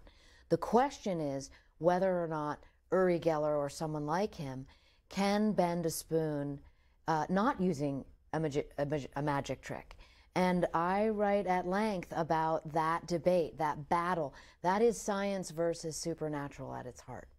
Second question from Harry in Stevensville, Montana. Are you aware of the James Randi Educational Foundation's offer to pay $1 million to anyone who can exhibit any paranormal phenomena under controlled conditions? If so, have you talked with Mr. Randi? Yes. I interviewed Randi for the book. I am fascinated by, because I write about war and weapons, I'm fascinated by battles and feuds, both personal, political, global. And Randi and Uri Geller had this decades-long battle over this subject. And, they both, all these decades later, stand by their ideas. One says this is hogwash, the other says this is a biological talent. So the reader might be interested to see that debate play out as it does in Phenomena, hopefully from a neutral point of view, showing different declassified documents on the subject, showing what the DoD thought of Randi, what they thought of Geller, what they were saying, how they all played a role because their feud elevated all of this to a public dialogue. So that is interesting also because here they are making this an issue and the Defense Department and the CIA are trying to keep it all secret. Let's hear from Bob in Overland Park, Kansas. Bob, you're on with author Annie Jacobsen on BookTV. Hi, Peter. Great to talk to you again, and I really am interested in Annie's book. I got up to chapter 11. I'm really interested in a couple of threads that you have in there. One is the early research that was done in psychedelics and their relation to psychic ability. The other thing is the degree to which there was something of an arms race between the Russians and the Americans in terms of trying to figure out how you could explore the military uses of remote viewing, psychic research, etc. The other thing is I used to live in California and met Russell Targ and was fascinated with his work in remote viewing. Did you have an opportunity to interview him for your book. And then I have another thing I'll just leave you with. And since you have done a lot of investigative reporting with DARPA initiatives, you mentioned earlier that Edward Teller has his feet in so many different strands. Well, there's a new thing that has been emerging in terms of geoengineering. And it was Edward Teller that came up with the first concept for geoengineering in terms of how could we possibly mitigate the effects of EMP with maybe doing aerosolization of metallic substances and the aerosols in the atmosphere, which are now being touted as possible solutions to mitigating climate change and the effects of global warming. Let's hear from Annie Jacobsen. Thank you, Bob. So your first question is super interesting to me because it speaks to the origins of the psychic program. And again, it pulls from that original cache of Nazi documents that were discovered by Operation Alsos after the war. So one of the early ideas that the CIA was following with psychokinesis, with ESP, had to do with psychopharmacology, which is a fancy name for drugs. This pulled from an old Aztec legend of hallucinogenic mushrooms. The idea that the shaman would take hallucinogenic mushrooms and their divinatory powers would be enhanced. So they'd be able to tell you what was happening, what was going to happen in the future, or tell you who stole your donkey, okay? So it had like prophecy and intelligence collection. This got the CIA's attention, and they hired a man, a medical doctor who was at the Army Chemical Center named Andrea Puharich. And, you know, he has a foot in many conspiracy theories as well because he was someone who worked on the MK Ultra programs. So again, these themes weave through all of my books with elements of truth. Yes, there really was a program that the CIA ran, MK Ultra, Subproject 58, that sought to pursue hallucinogenic mushrooms for intelligence collections purposes.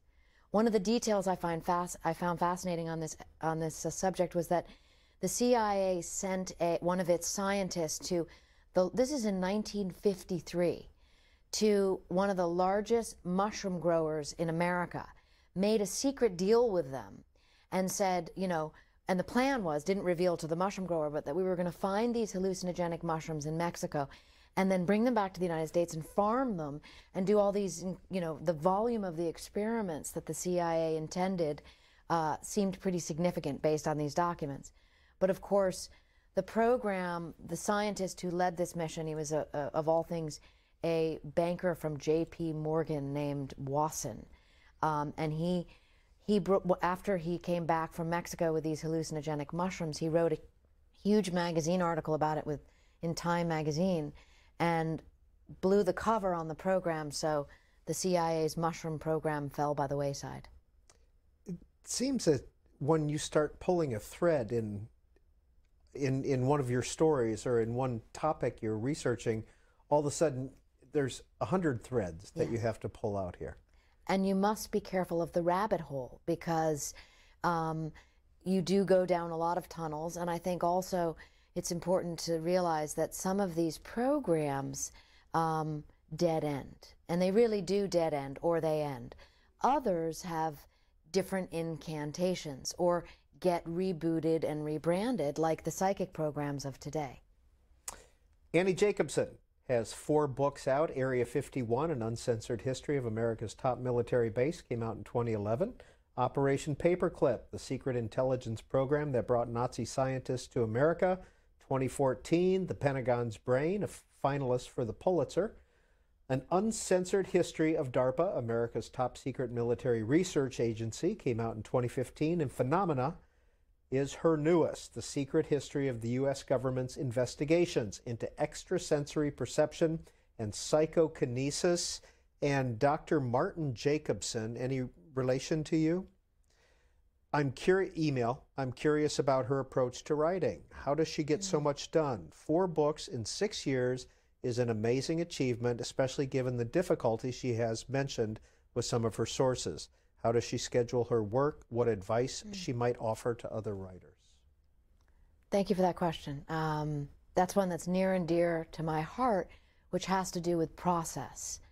It also has to do with early failure, let's say, you know, a theme I'm interested in, meaning I've been writing for a very long time, since I was 15, went to boarding school with a typewriter, and no one was really reading what I was writing for decades. And so the fact now that I have the great privilege of having people read me inspires me to keep at it and to keep writing.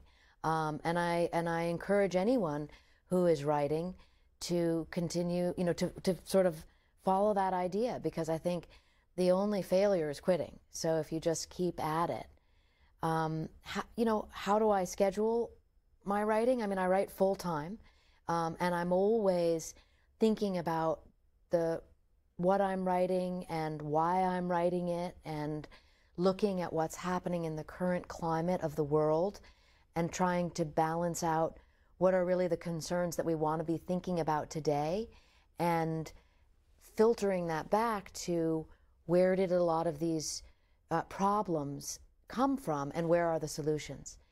I love the Eisenhower idea. In his farewell speech, he spoke of the military-industrial complex that is so famous. But what often gets left out of that is what he said in the second part of that speech, where he talked about an alert and knowledgeable citizenry.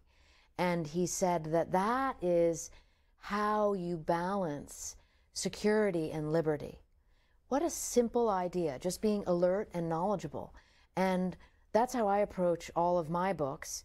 I try to be alert, and I read a lot to be knowledgeable, and then I get to go out and interview the people who are on the ground doing the hard work, and tell their stories in my book so that others can read them. All right. Each of your books is built, in a sense, on the last one. Yes. What's the next one? What's your next topic? I always hate to talk about the next topic, but I'm actually not going to talk about it. Yeah, sorry. I had you there for a minute. Right. So, Yeah. but you do have another one built from what you've absolutely been writing here? I mean, I'm going to hint at it. I'm writing about the CIA. And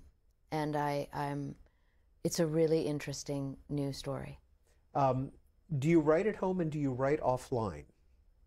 Is the computer you use not connected to the rest of the world? I most definitely write at home. I have an office. I live in Los Angeles, and I have an office kind of, you know, through the garden. I take a little garden pathway, and that's my office out there, freestanding, and it's small enough not to be distracted. Is it connected to the internet? Well, my computer is most definitely connected to the internet. But John Grisham, we've talked to John Grisham before, and he writes on an offline computer. Yeah. I mean, I'm able to kind of not look at the internet all the time, but it is a huge resource for me. But I also do a lot of writing longhand. Certainly that's how I begin my chapters, because I find the brain, the human brain, no matter how much technology we have around, it works at its own speed. At least mine does. And so for me, the process of writing kind of is like similar to my thought processes. So once I have information and I know how to begin a chapter, I write it out longhand. Usually the first couple pages are always written that way. Do you still write poetry? Sometimes. All your books are dedicated to Kevin. Who is Kevin? Kevin's my husband. The new book is dedicated to Kevin, Jet, and Finley, my children. Look, the joy of writing is so that I get to hang out with my family. I mean, they're a super source of inspiration for me, because, you know, that has to do with the quality of life, right? So if you enjoy your life, if you love who you're with, then you are inspired, I think, to do interesting and challenging things. What kind of work does your husband do? My husband is a commercial actor, has been forever. He's been in every commercial you can imagine. Such as? You name it. Where would we see him? Milk, cars, beer. And I think we have some B-roll of him in a car commercial here. It's a first commercial ever shown on C-SPAN, I think, but he's in the Nissan Pathfinder commercial, and he does that full time. Yes, yes. Yep. Does he enjoy it? He does. I mean, we're both entrepreneurs, and, you know, in this world we live in where you're creative and entrepreneurial and thoughtful. And I don't think we've seen him yet. This is the Noah's Ark. There he is, sitting, driving a bunch of animals around. So, and that's your husband. That's my husband. How long have you been together? We've been married for coming up on 21 years.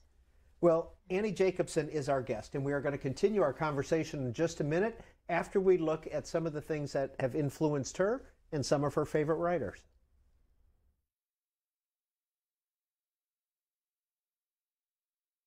Here's a look at some upcoming book fairs and festivals happening around the country. On April 8th, look for us to be live at the Annapolis Book Festival with author discussions on topics including politics, income inequality, and criminal injustice. Also, that day we'll be taping author talks at the San Antonio Book Festival. 2 weeks later, BookTV will be live from the Los Angeles Times Festival of Books on the campus of the University of Southern California. And on May 20th, we'll be live from the Gaithersburg Book Festival in Maryland, just north of Washington, D.C. For more information about the book fairs and festivals BookTV will be covering, and to watch previous festival coverage, click on the Book Fairs tab on our website, booktv.org.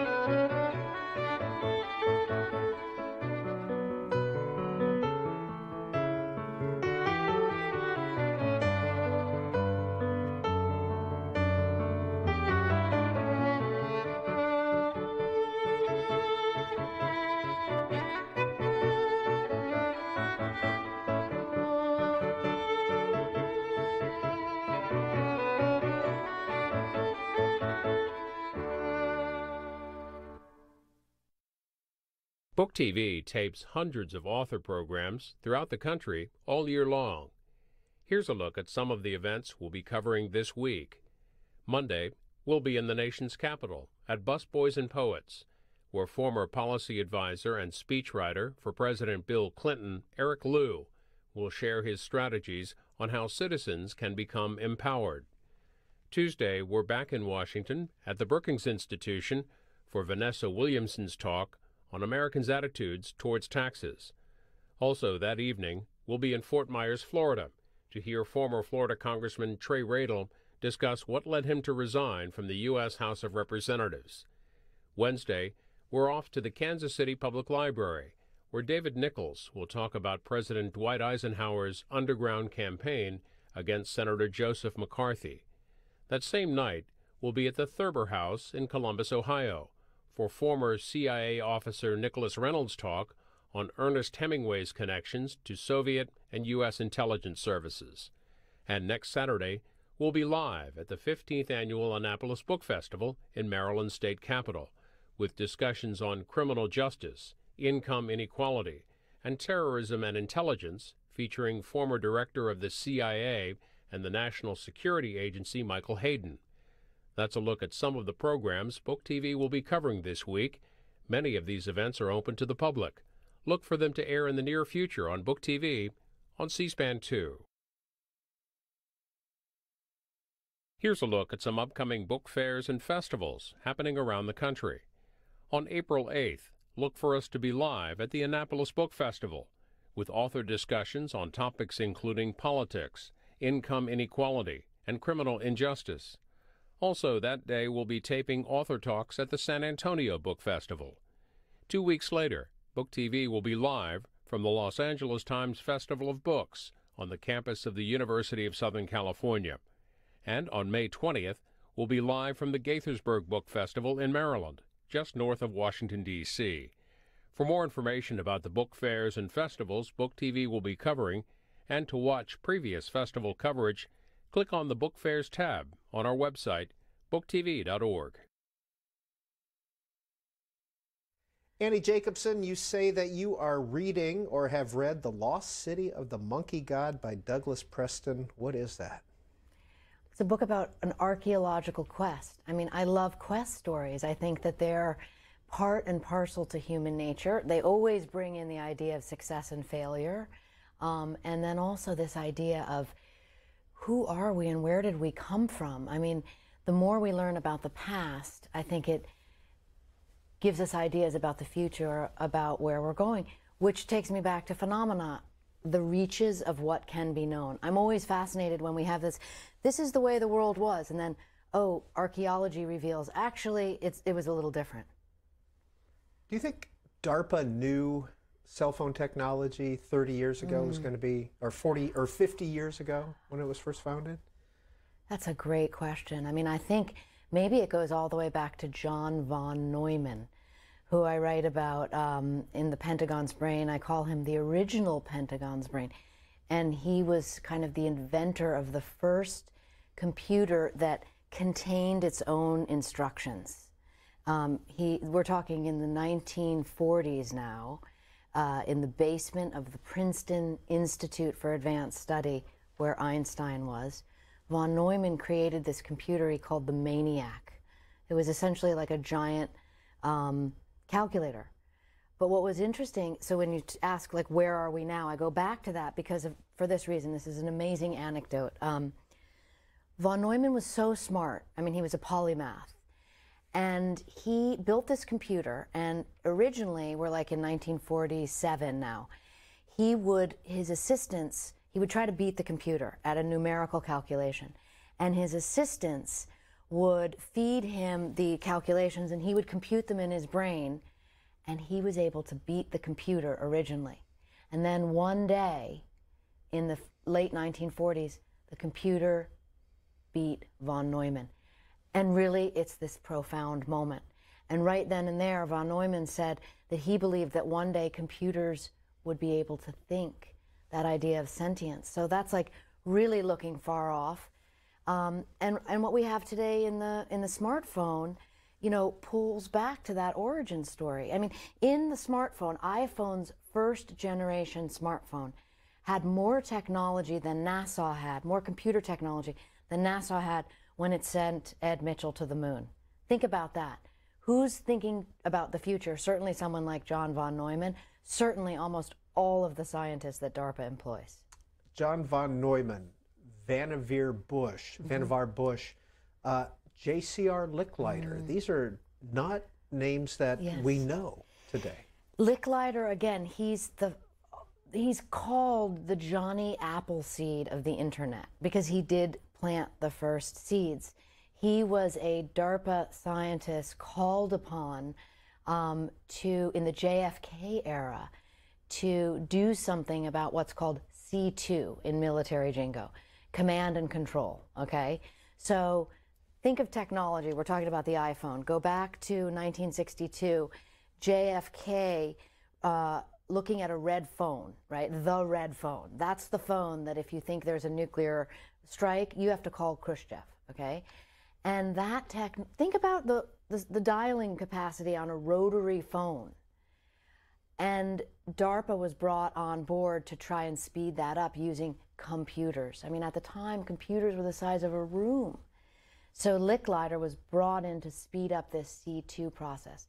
And while he was working on those programs there at the Pentagon, he came up with this idea. He sent out this very famous memo among computer technologists, which was this, where he came up with this idea that one day people would be able to communicate via computers. I mean, he was really talking about the internet in his mind, but he called it the intergalactic computer network. And it was going to be this symbiotic relationship between man and machine.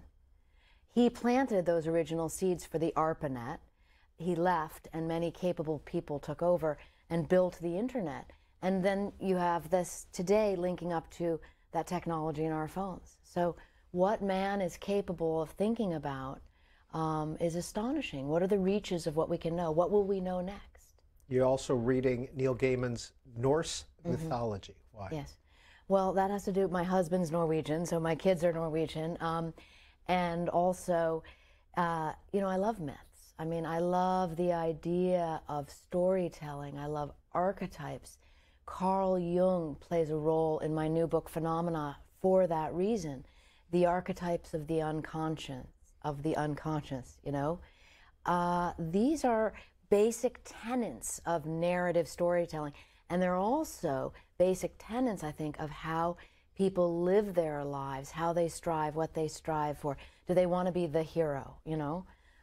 That's an archetype. That's part of mythology. 202 is the area code if you want to talk with our guest, Annie Jacobsen, this afternoon, 748-8200 for those in the East and Central time zones, 748-8201 for those of you in the Mountain and Pacific time zones. We'll also scroll through some of our social media sites, and that way you can also make a comment via social media. July 9th, 1947, Roswell, New Mexico. What happened? You love, I'm thinking that maybe at home you're Googling some of these conspiracy theories. Probably a sheep more than a goat. Oh, interesting.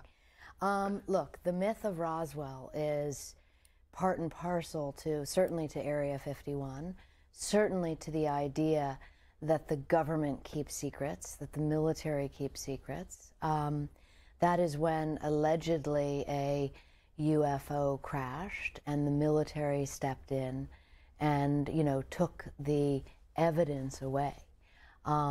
It links up to Area 51, as I said, because this source of mine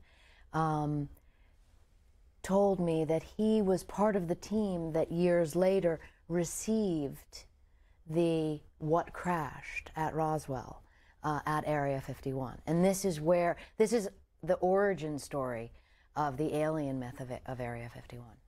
Well, when you read your accounting of July 9, 1947 in Area 51, it's very believable. Tell me what you've, I mean, everyone has a different interpretation of it. So this is perspective, POV. Tell me yours. Well, you talk about the fact that there was a bulletin sent out, that the Air Force sent out a bulletin or put it on the news that this was found, and then an hour later they came back and had another bulletin, and that there were 47 witnesses to this whole thing, or 98 witnesses to this whole thing, trucks being loaded, child coffins, et cetera, et cetera. These are documented facts. And, you know, I mean, like the JFK conspiracy, there are numerous people, we can't even put a number on it, that spend so much time going over the precise details. I go over them broadly, but you mentioned the most important ones that are, and I think they're, when I say the most important, because they are actually what we would call fact-checkable, you know? And when you have big mysteries and considerable discrepancies within the fact-checkable information, I think it's fair to raise questions about what actually went on and why are you covering this up? Because there is a cover-up if you're going to change your story. Lou's in Conroe, Texas. Go ahead, Lou. Yes, good afternoon, Ms. Jacobsen. Fascinating.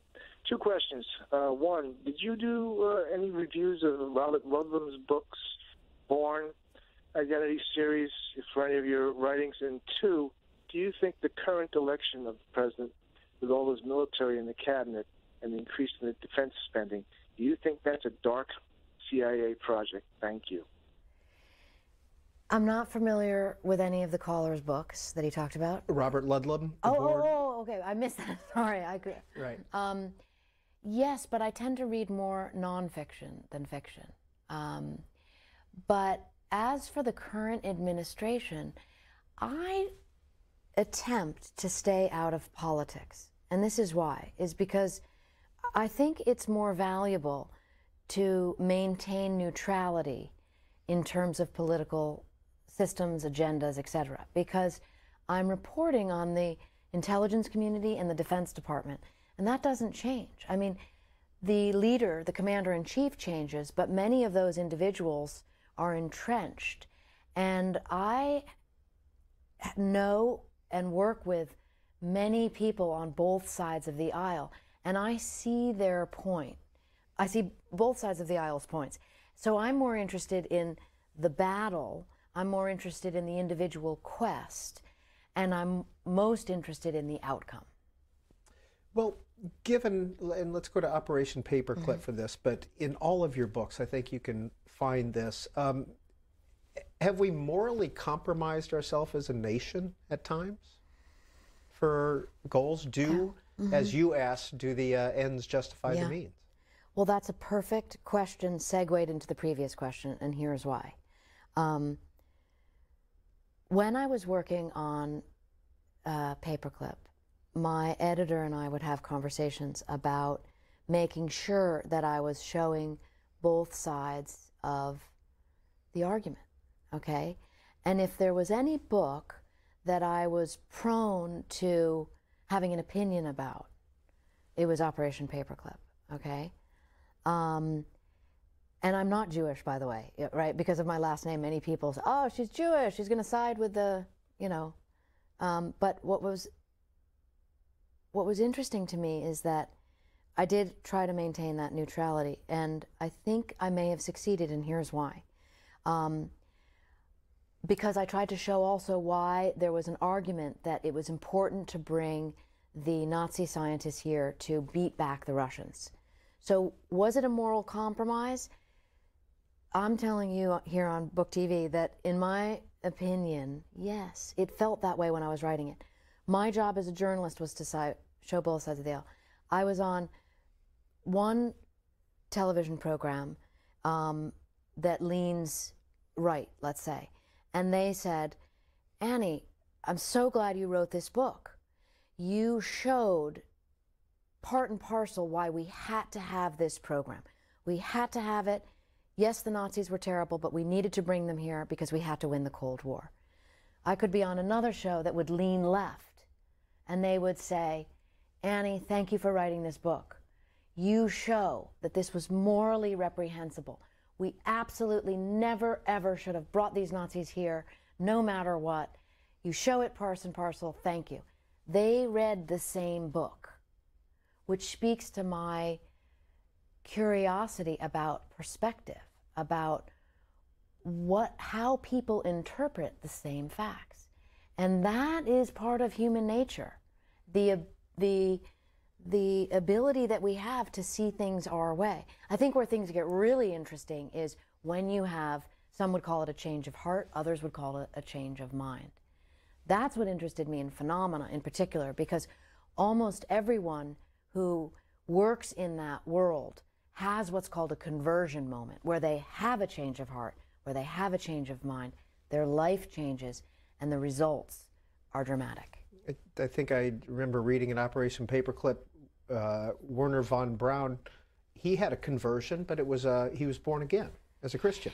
Yes, yes, and because I mean I didn't interview him and I didn't interview any of his family members, it's hard to really know the reality behind that, and I mean the motivations, let's say, because there's no way of knowing if it was personally motivated, like from the heart, or whether it was a motivation from his handlers at NASA who said, listen, if you pull some good old, religion into the mix here, you're going to be more appealing to the average American than the former, Nazi scientist with a strong German accent.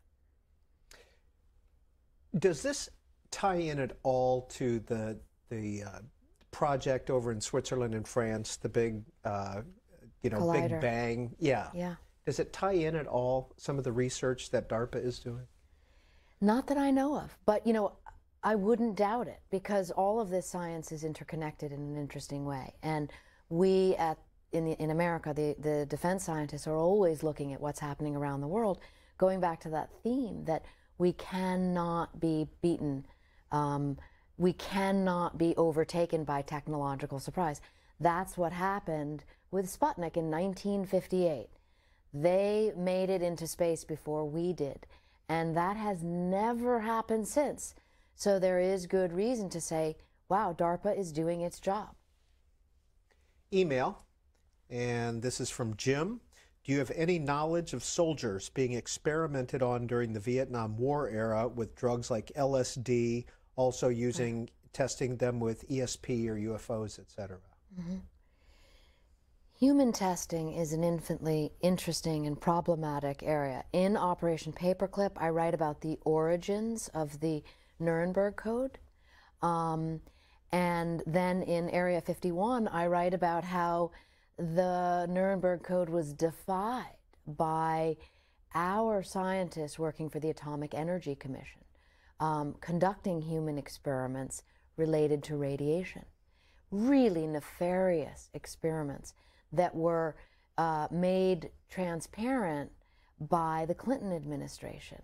These are worthy documents, very important to look at, because it shows you what is possible, right? What is possible flying in the face of something like the Nuremberg Code. I'm always on the lookout for that kind of work, for those kind of operations programs. I did not find any that the reader is specifically referring to. Dave, Cleveland, Ohio, good afternoon. Annie Jacobsen is our guest.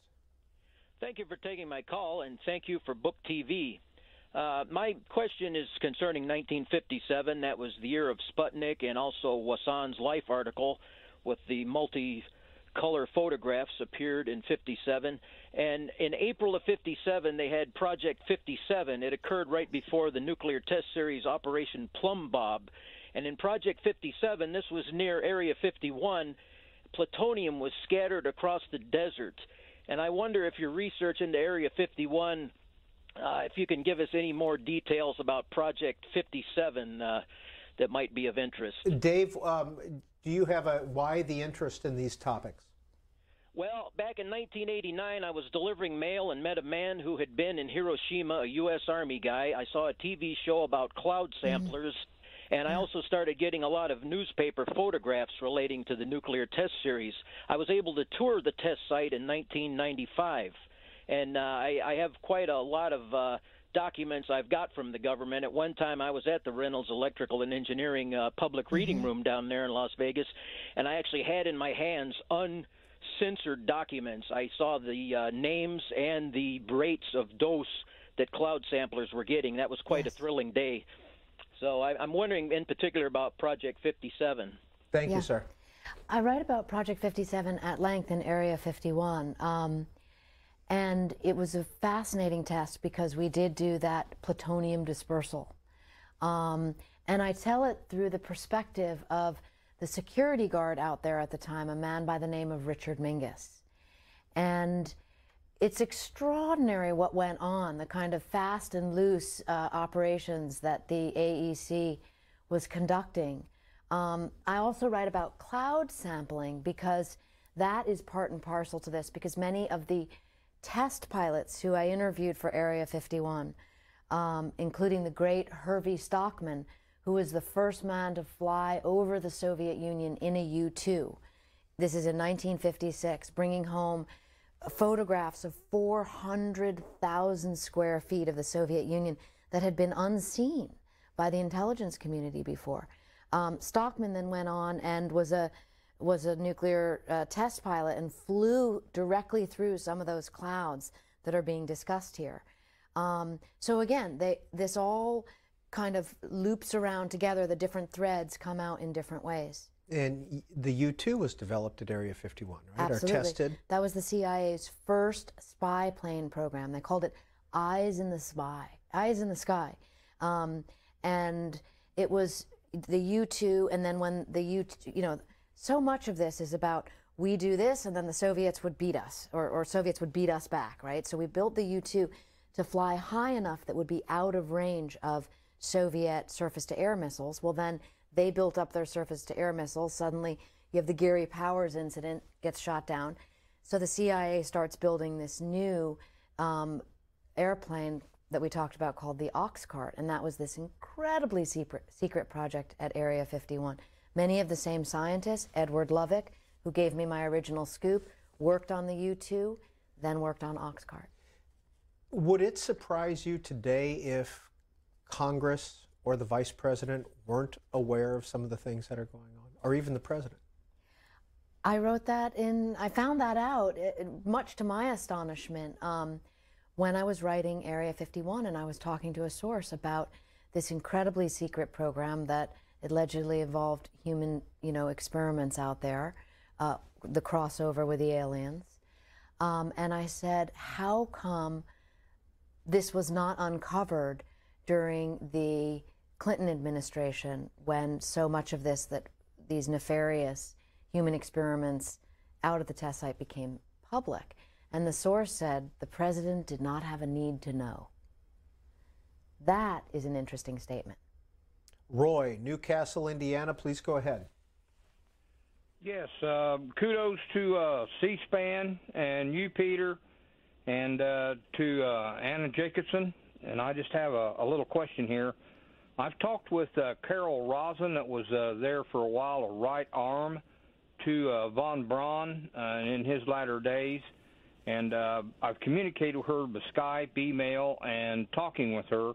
And I just wonder if you know anything about her whereabouts, and if she's still involved with Dr. Stephen Greer and the such. Continue. I don't. I don't.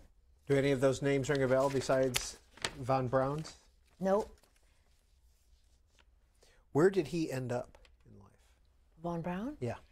He worked in the defense contracting industry, but from my read on documents about him from the government is that, after the Apollo program ended so abruptly, it was extraordinarily distressing to him. I mean, where do you go from there? It was such a high to be the kind of most famous scientist in the country during the Apollo era.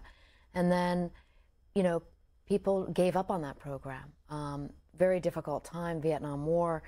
And von Braun, sort of the way I read it, lost his, he lost his way, and he became despondent. And I write about that in Paperclip. And then he's diagnosed with cancer, and he died very, very quickly.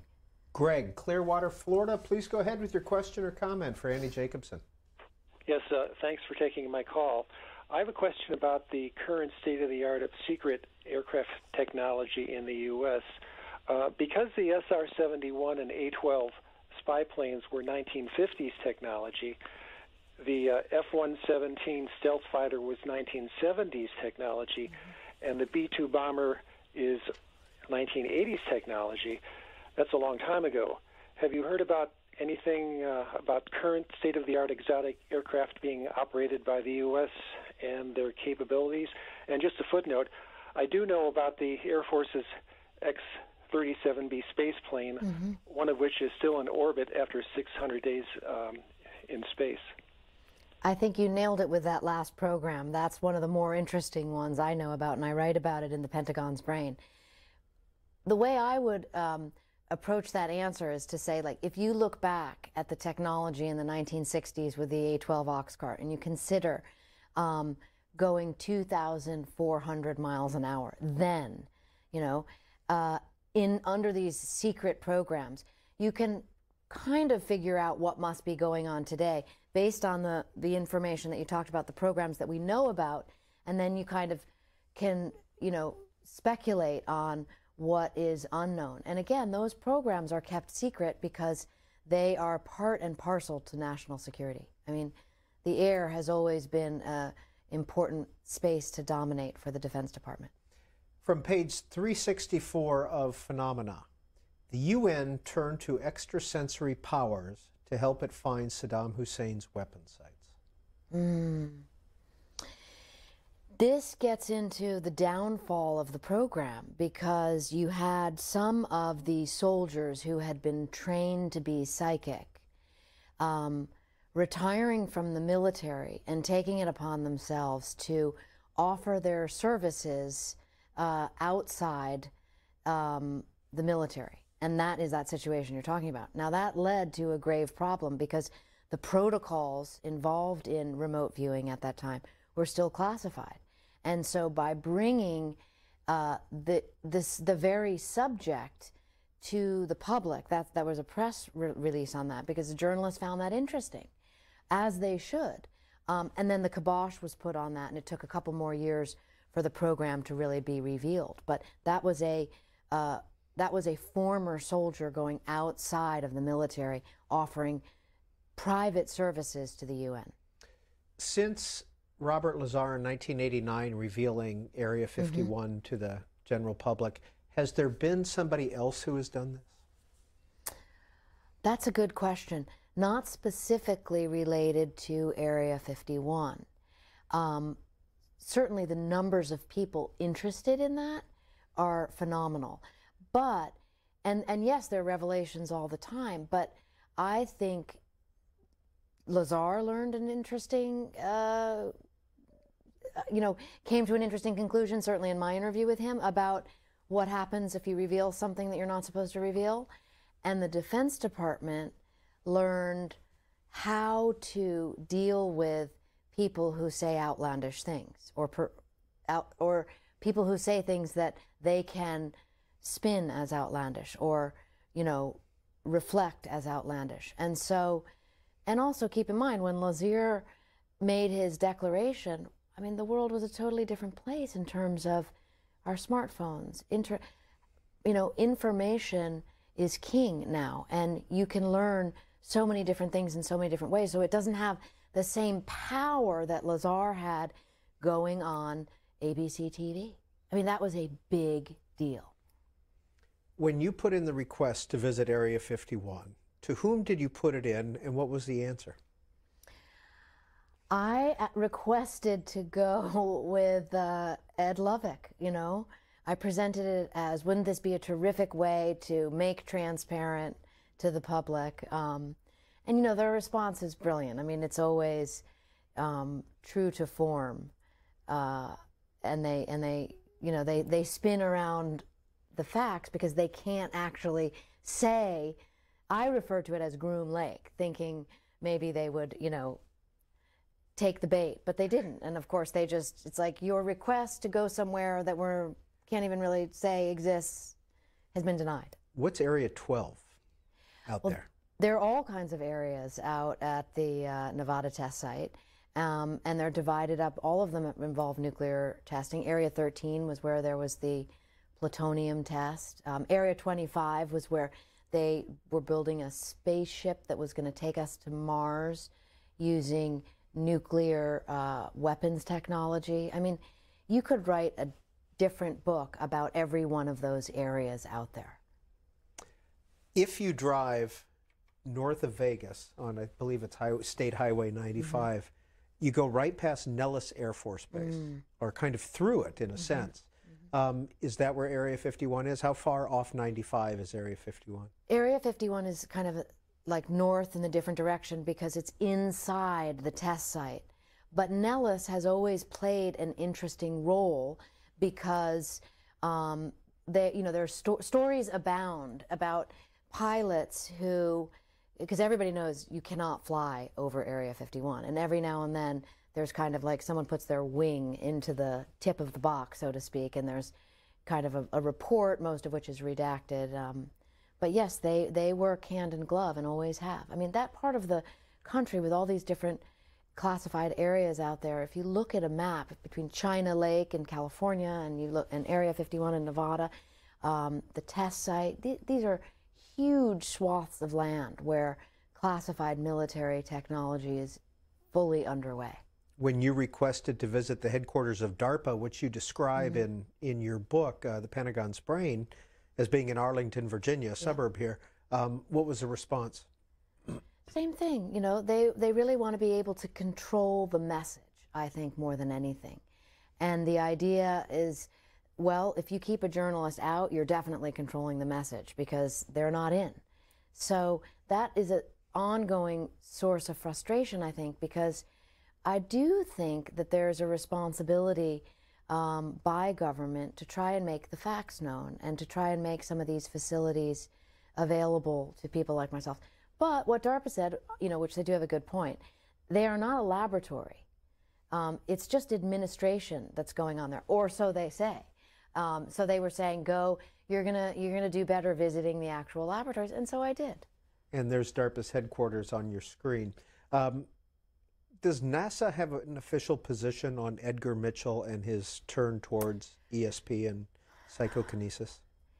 You know, they do, I don't know of an official position, but you can definitely, I could, in reading the documents, you could get a sense of, I don't want to say disappointment, but that's the word that comes to mind.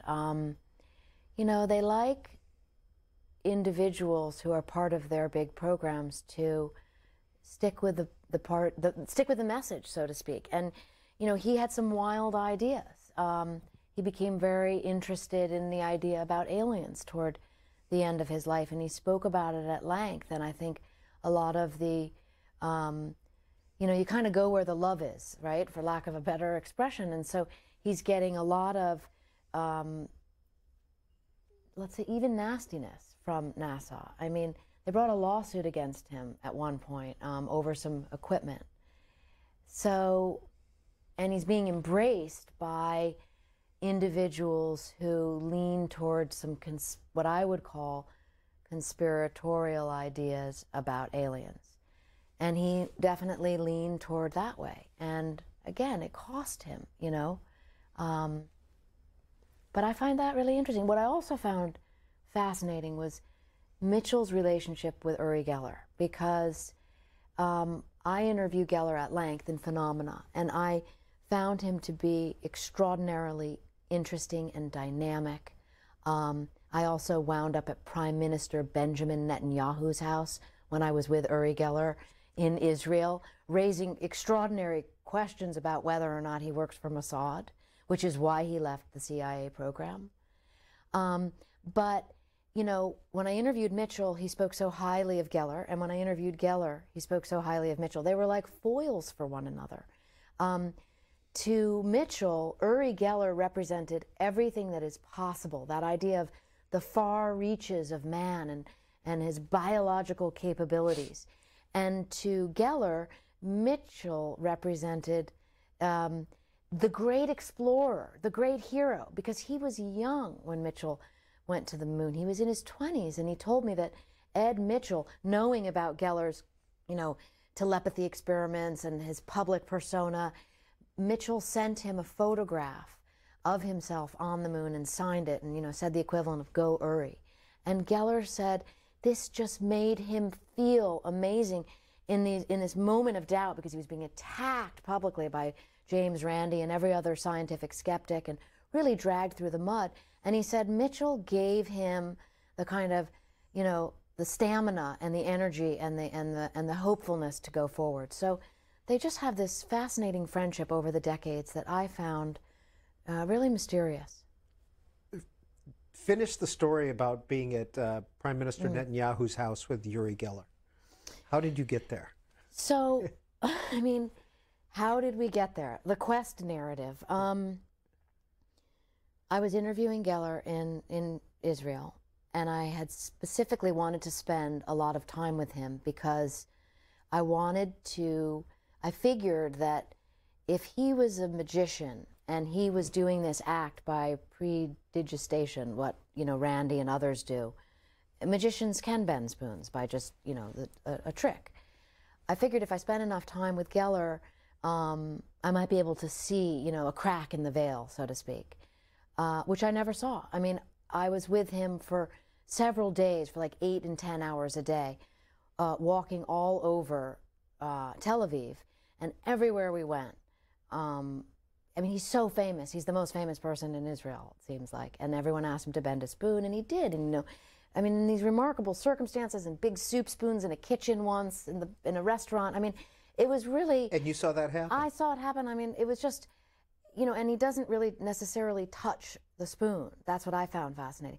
I saw him bend a pair of hookah tongs for two North Africans who were there. And, you know, hookah tongs are crafted to withstand extraordinary heat. And he did that. You know, the hookah tongs are like this, and he kind of held his finger. It was remarkable.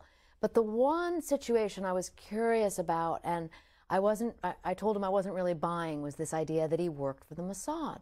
Because he told me that when he was a little boy, that had been his dream. So I wondered, going back to this archetype, the idea of Jung, right? Oh, maybe this is his kind of childhood fantasy. And I said that to him. I'm not buying it. And what would the Mossad need you for, the spoon bender? And he got angry with me. And, you know, he has a very big ego by his own admittance. And then a few hours later, we rock up to the residence of the Prime Minister. And what was amazing is everybody knew Uri Geller. I mean, the agents, the protective detail, hey, you know, will you bend a spoon for us? And he was bending spoons. And it just had this very surreal quality to it of like, there is something going on here that's outside the scope of, you know, the journalists need to know. And I found it really fascinating. And then, of course, we were sitting there in the residence, and then Geller disappeared into the back. And I wondered, is this how the Mossad works? I don't know. It's a mystery. So it makes you more of a sheep than a goat. It makes me more of a sheep than a goat, you know? I mean, that kind of experience. But really, it makes me open to the idea. I mean, that's what Schmeidler said in that scale. It's like, I'm open to the idea because I'm open to the idea of it's a quest to determine to think about and what can be known, what is man capable of. And if you think of the world we live in now and this astonishing rate of technology, you know, Jung said it, when he and the Nobel laureate physicist Wolfgang Pauli were discussing ESP. They had a decades-long debate. ESP, is it fact or fantasy? And Jung said, you can only judge what is possible by the criteria of the age, right? So think about what we've been talking about this for hours now, where we are now with computer technology. I mean, where we are with space travel, this was science fiction decades ago, and now it's all possible. So if you allow yourself to hold that idea and not be so judgmental against these ideas that, yes, for millennium have been, you know, aligned with the supernatural, have been aligned with magic. But if you can just hold the idea and think about it, I think there is more to be revealed. Don, Houston, Texas. Annie Jacobsen is our guest. Thank you for taking my call. I was in the Air Force for 8 years, and I was at Vandenberg for 5 of those years. And some things happened at Vandenberg. I worked with NASA and with the 43rd 92nd Atwater, and I met Carl Sagan. I also met the colonel that was over Project Blue Book, and there was rumors that, and I saw a number of officers that landed on a private aircraft. We were told they were Majestic 12 people, and a few days before this gathering of BIPs, or whatever you want to call them, early afternoon, 3 UFOs passed over our base, and all the power went out for about 15, 20 minutes. It was a SAC base. We had missile silos, but we weren't a nuclear-armed missile base. They test-fired missiles that would be used if we did go to war with Russia. Don, did you actually see the UFOs yourself? Yes, I was at dog site when they passed over, and my work partner, Sergeant Magelli, was outside the silo, and other people were standing in the area. These air police were out there when they passed. They didn't pass. They came past, and then they came to a stop.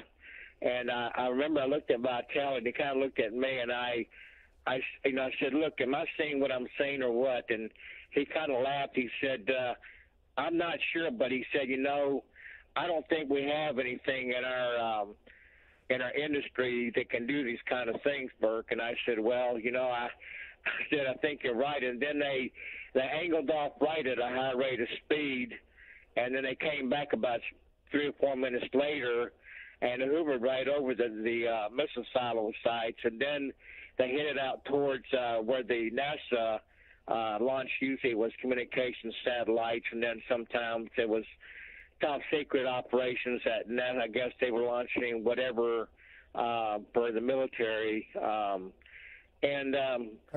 you convinced, Don, that these were UFOs? Well, before this happened, okay, I walked the fence. I didn't say, yeah, we're not alone, and yeah, we are alone. But I'm an Irish Catholic, and I told a person one day it'd be a shame if the God that created the universe put us out here by ourselves all alone. All right, Don, thank you. Let's hear from Annie Jacobsen on this. Or did you have a question for him? So, UFO, unidentified flying object. I write about this at length in Area 51, unidentified flying object. There are two sides of the aisle, those who say they come from another galaxy, let's say, and those who say they are unidentified flying aircraft, meaning they are still classified projects. And one thing I can tell you for certain is that UFOs were part and parcel to the early days of Area 51 because the U-2 was often mistaken for a UFO. The ox cart was often mistaken for a UFO.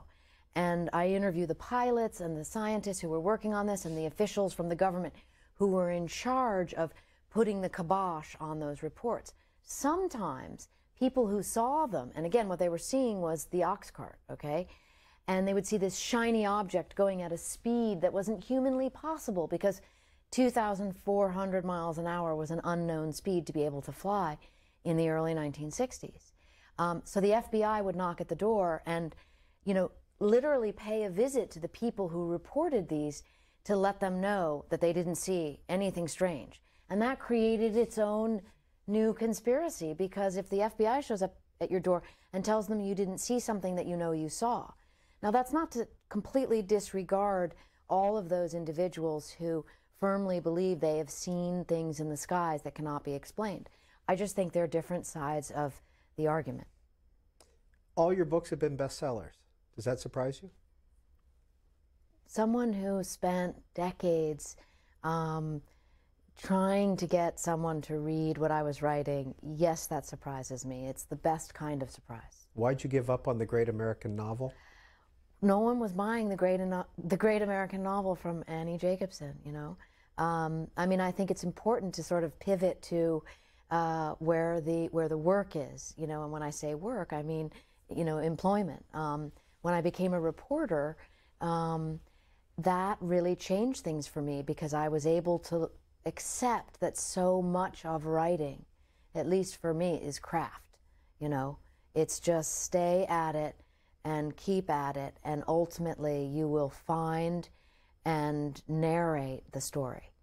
A couple of your books are in the movie mode, aren't they? Yes. What's Actually, the status? All of them? They all are. I mean, they're actually in television development. And my new book, Phenomena, was just optioned by Steven Spielberg's Amblin and Jason Blum's Blumhouse. So it's amazing because you have sort of the old guard, E.T., right, and Close Encounters. I mean, let's face it, Spielberg built this genre in the fictional world. In the modern fictional world.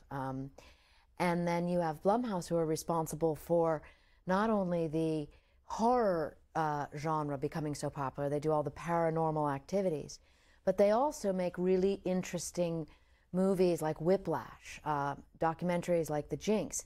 And those projects are all about what makes you uncomfortable. And I think in dealing with phenomena, this squishy science idea, this idea that's the center of a battle between the skeptics and the supernaturalists, it makes people really uncomfortable because, you know, they think one thing and then they talk to the other side and they think that thing. I mean, I find that super interesting because we have to ultimately, you know, come to terms with our own belief set. But a lot of times it's a process.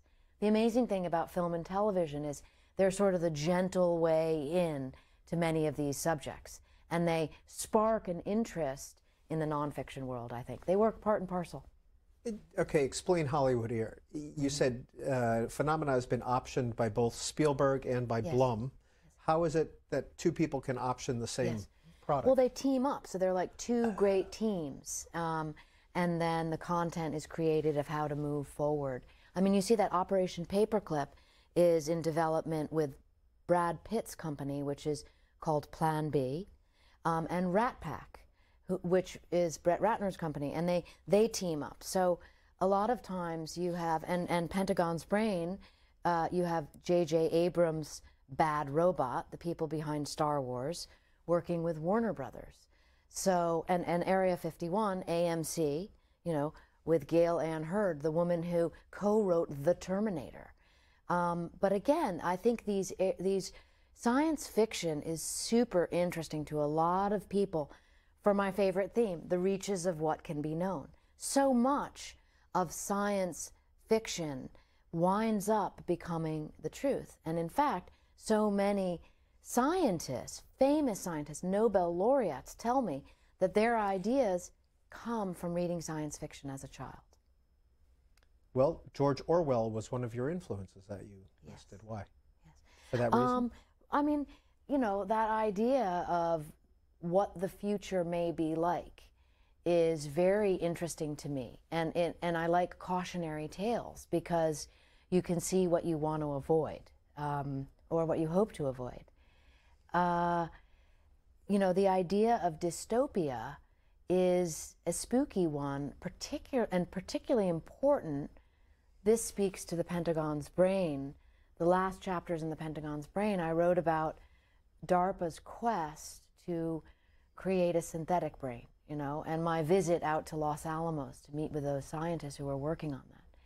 Will artificial intelligence lead us to a place that, you know, George Orwell would have written about or did write about, or will it liberate us? You know, it's that Eisenhower question. I mean, how do security and liberty live side by side? And now that artificial intelligence is such a major player everywhere, you know, the quest for it, because of course we have, whether or not we will achieve true sentience in machines was something von Neumann predicted, but we have yet to know. But the Defense Department is certainly moving in the direction of marrying autonomous weapons, drones, with artificial intelligence. I see danger in that. I see the cautionary tale. Marcia, Union Bridge, Maryland, email. Were you ever threatened because of the research you do for your books? Do you know if you've ever been under surveillance because of your books?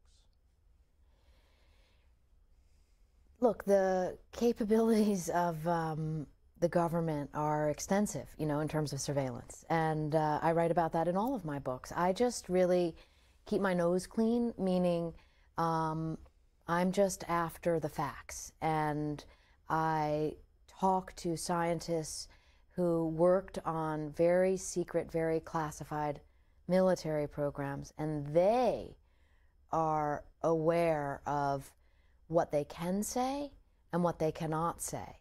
And that's really where the risk is. So I'm very grateful that scientists agree to talk to me, because it would perhaps be easier to say, I can't, because they're the ones that have to toe that line and, you know, keep these ideas in their mind. Okay, I can talk about that program and I can't talk about that, because you cannot disclose classified information, period. And that's the risk that they take, which is a far greater risk, I think, than me as a reporter writing narrative nonfiction. Gene in Hillsborough, North Carolina, good afternoon to you. Hi, I wonder if you could maybe confirm, or if you say whether you ever heard about this rumor that was running around at one technology company I worked for a long time ago, and that is Special Forces, Delta, and SEALs get a chip embedded for identification purposes, like after the failed Iranian hostage attempt. They got remains back, and after that they decided they needed to put chips into those guys so they can maybe identify remains easier. Thank you, sir. The chipping technology is very controversial. I mean, yes, there's the chips in the body for identification purposes. I mean, civilians do that as well. So, but there's also the chip in the brain programs that I write about in the Pentagon's brain that I think are far more of concern. And again, they're presented by DARPA under the rubric of warrior wellness, under this idea that brain-wounded soldiers can, have a chip in their brain, and they can work on these programs to, bring back some cognition. But this is a very slippery slope area, and even the Jason scientists who I interviewed advised the Pentagon not to go in that direction for fear of, and this was an exact quote, it could lead to, high quality brain control.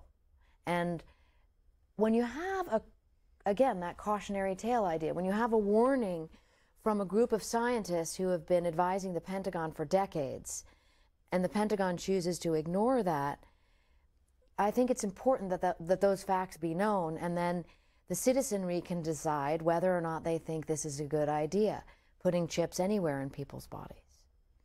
But on the flip side then, what if the Russians, what if the Chinese are working on this and we don't want to be caught technologically surprised? And that's always the argument. So you really have to say is who's pushing the science where and why, right? And yes, DARPA is absolutely, on the cutting edge of all these technologies, but the Russians also have a DARPA, and so do the Chinese. Paul, Huntington Beach, California. Annie Jacobsen is our guest. We have about 15 minutes left.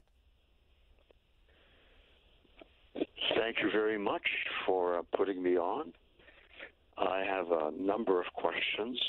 The first question is Bob Lazar, and I'm sure you've discussed Bob Lazar.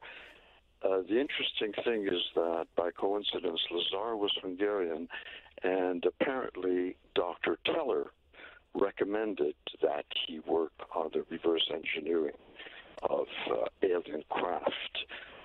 So I wonder if you've already discussed that or whether you'd like to discuss it. Item number 2, I visited Wright-Patterson Air Force Base last year, and of course the Roswell incident involved the removal of debris initially to a special hangar in Wright-Patterson Air Force Base, and I think from there it was spirited away to Area 51. And unfortunately, I haven't had the opportunity to read your books, but I will because I'm a neighbor.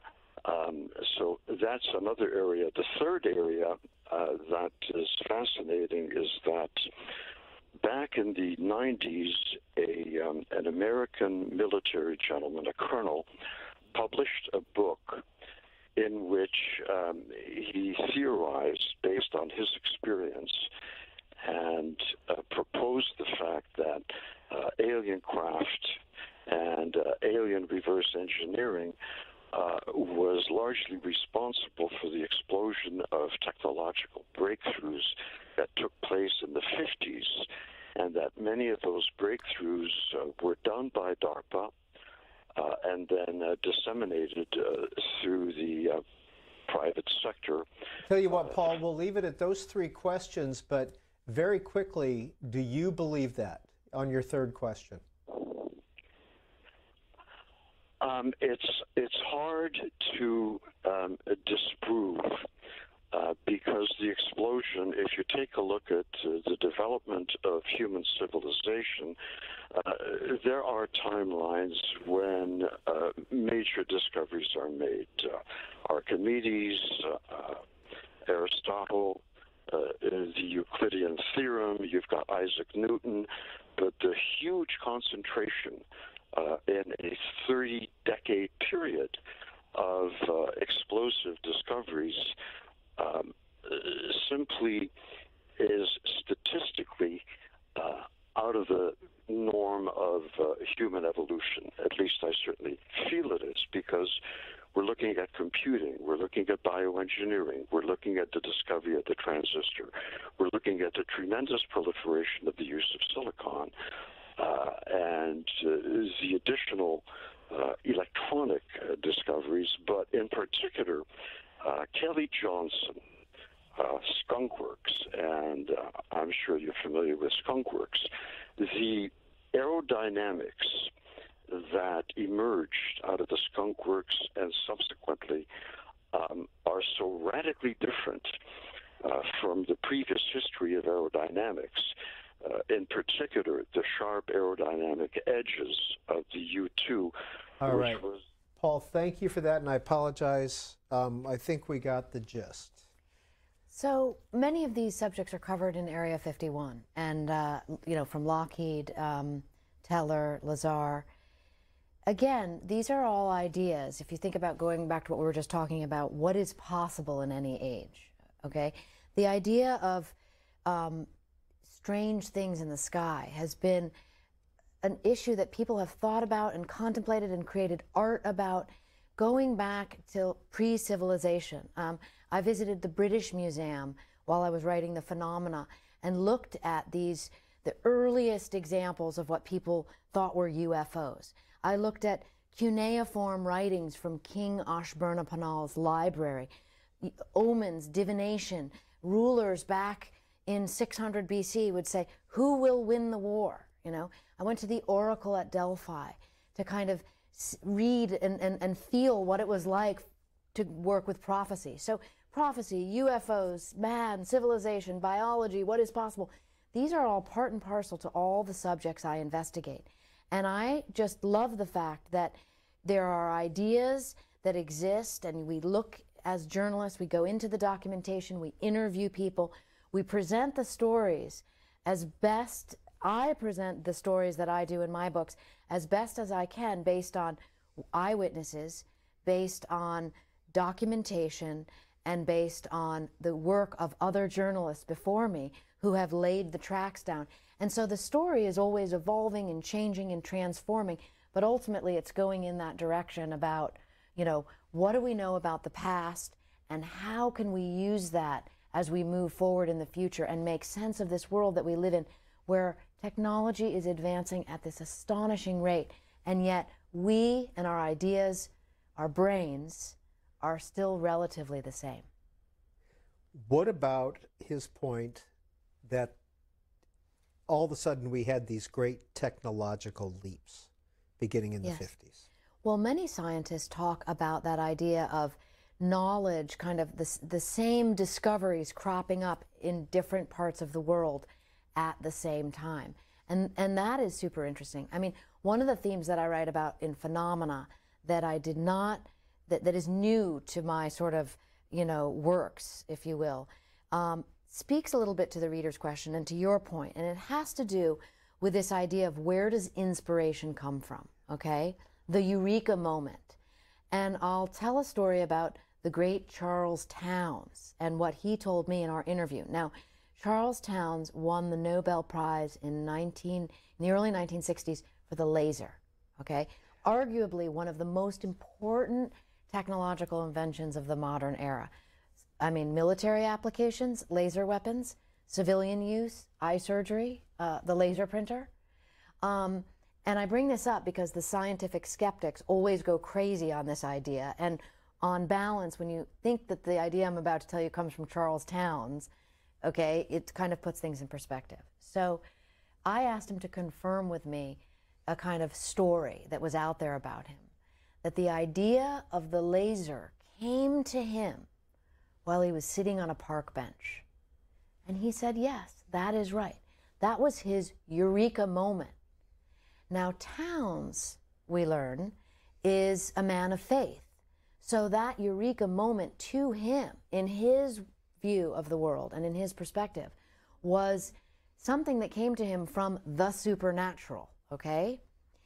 And this, I think, speaks to the caller's questions about where are these ideas coming from? And some people, the sheep, will tell you that great moments are not limited to, you know, I came up with this idea myself sitting at my desk. There are 3 Nobel laureates I write in the book who all talk about these eureka moments and who believe that these ideas come from without. And I think the whole world and the narratives of aliens and higher intelligence, maybe even consciousness, that is touching upon that theory that there is a greater intelligence out there. And I think that it's not, I think it's unwise, for me anyways, to dismiss this whole cloth, to take the position of the goat and essentially ridicule it. I think the idea of being open to it is far more interesting and far more courageous. Dick, Troy, Alabama, you're on BookTV. C-SPAN, thank you very much for the last two hours and 50 minutes. This has been absolutely captivating. Miss Jacobsen, I have a question, but first of all, I'd like to tell you, you just sold 4 books, because I'm going to buy them tomorrow. But what I'd like to know, though, you made this quotation twice, attributing it to Eisenhower in his farewell speech. Yes. But the balance between security and liberty is an informed public. Or I want to know this, and please don't consider this to be a mean question, because I don't mean for it to be. But just how much should we know about what's going on? And we'll get an answer in 2 seconds. Dick, will you just tell us a little bit about yourself? I'm just, I try to be a writer, but not very good at it. I'm not very wise either. My knowledge is very shallow. I really couldn't, I don't even know shallow would be the proper word of how ignorant I am about what you're talking. What kind of work did you do? Are you retired? I taught school for a while, but I've been a lot of other things too. But this has been a most enjoyable show, and I wish you would write a novel, Ms. Jacobsen. There we go. Thank you so much. How much should we know? Another theme that I'm always writing about, because when you see some of the programs declassified and you realize what was at issue, what was at stake, there is very good reason in many instances to keep those programs classified so that the other side isn't aware of that, and then it remains a true defensive measure. There lies the conundrum of the military-industrial complex, and I think the caller's question is actually brilliant, because the military-industrial complex exists for a purpose for national security. But if their goal is to speed up the revelations, then you also have what one Defense Department official described to me as a self-licking ice cream cone, right? So in other words, if you could have a great weapon system that stayed classified, and the other intelligence community on the other side knew about it and couldn't defend against it, and the goal was to keep the two powers in check, then essentially you have an effective weapon system. But the minute that system becomes known, like the F-117, then that becomes obsolete, and it creates an entire new vacuum, i.e. new business for the defense contractors to create a new weapon system. So it's a brilliant question, and I think there is no easy answer, but the investigator in me is infinitely interested in pursuing that thought and finding out what I can and presenting those facts to the public. This is an email from Joe. Which one or two programs would you like to see released to the public tomorrow? Which one or two wake you up in a cold sweat? I mean, that's a great question, but I don't know, because I think the old, really and truly, the unknowable programs are the most interesting, and it never ceases to amaze me when you learn about a program that no one knew about before. Then you really know the government's doing its job of keeping things secret. But if I had to say, looking back, I think the weapons tests that we did in space are extremely interesting, and I know that a lot of those are still classified because I've reported on those, and that speaks to the space race. And there is talk right now with the current administration, excuse me, of rebooting the space race. I think that is extraordinarily dangerous for a number of reasons, and first and foremost because they're also talking about perhaps a return to nuclear testing. That's frightening. And if you look at the weapons tests that were done in space, you get a sense of how dangerous this all can be. Merlin, Goshen, Ohio, please go ahead with your question or comment for Annie Jacobsen. Yeah, this is Mr. Jacobsen, and thanks for having me.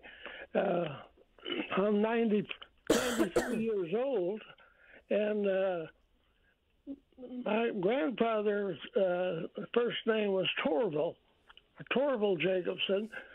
That was Leif Erikson's brother. So I don't know whether any relatives or not, but I thought I'd bring it up. But anyway, the question I wanted to ask you, do the government still have all that material they picked up at Oswald? I mean,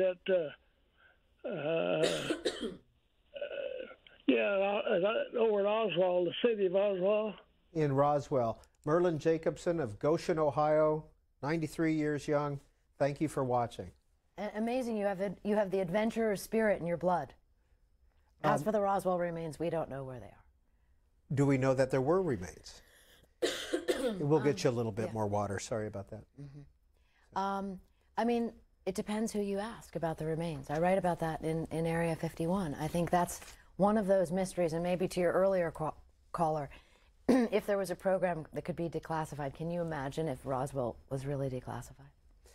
Annie Jacobsen is the author of 4 books. Her first came out in 2011, Area 51, Uncensored History of America's Top Secret Military Base. Operation Paperclip came out in 2014, and that was the secret intelligence program that brought Nazi scientists to America. The Pentagon's Brain, an uncensored history of DARPA, America's top secret military research agency, came out in 2015. And her most recent book is Phenomena, the secret history of the U.S. government's investigations into extrasensory perception and psychokinesis. She tells us that her next book will have something to do with the CIA. That leaves it pretty broad, I guess. Do you enjoy the book tour? I love it.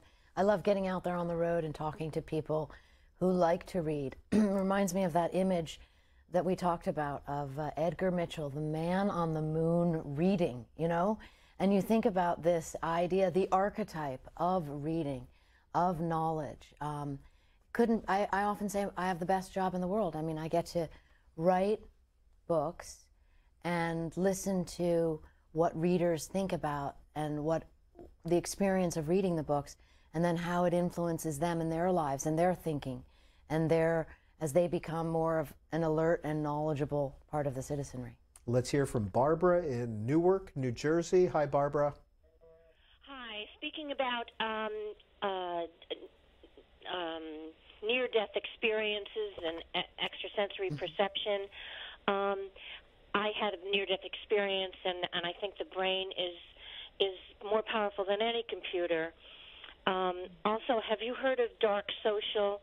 It's supposed to be something where on the internet people can read what you write on Facebook or in any kind of blog or anything, and then they take it and they write it, and claim it as their own, and then when you go to verify your own writing, you're being told that you're plagiarizing yourself? Now, hey, Barbara, before you go, you talked about near-death experiences. What was yours? I fell on concrete, slipped, and hit the back of my head on concrete, and I had nothing to prevent my whole weight hitting just on the back of my head. And I was out for I don't know how long. But when I got in the ambulance, I saw I don't know whether it was vertigo or what it was, but it was like a jet speeded up, rocket ship speed, like a in front of my eyes, but it was going from left to right or right to left, and it was like a what would you call it, like a slot machine going in front of my eyes. All right. I apologize. We're almost out of time. Near-death experiences, have those been investigated as well? Yes. I mean, I write about them in the book, Phenomena, because that's that conversion moment for a lot of people where they have a near-death experience and they come back from that with extreme conviction about what they are now going to pursue. And it often has, as the caller explained, to do with consciousness. You know, what is the brain capable of? Because if you go somewhere else, come back, you certainly have a different perspective. And I find that super interesting. Medical research involved in a lot of the things that you've looked at? Yeah, absolutely. Human physiology. I mean, that's where we are today with the ESP programs. Instead of the parapsychologists, you have neurobiologists, neurophysiologists looking inside the brain and inside the body and working to map the human brain is a remarkable concept, particularly when you put the military in the mix, because the military is working to enhance human functioning, enhance cognition, and ultimately to weaponize these systems. Are there civilian applications? Like all things, there is dual use. For the last 3 hours, Annie Jacobsen has been our guest on BookTV. Thank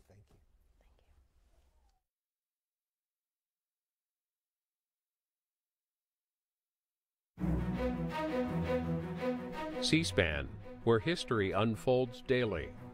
In 1979, C-SPAN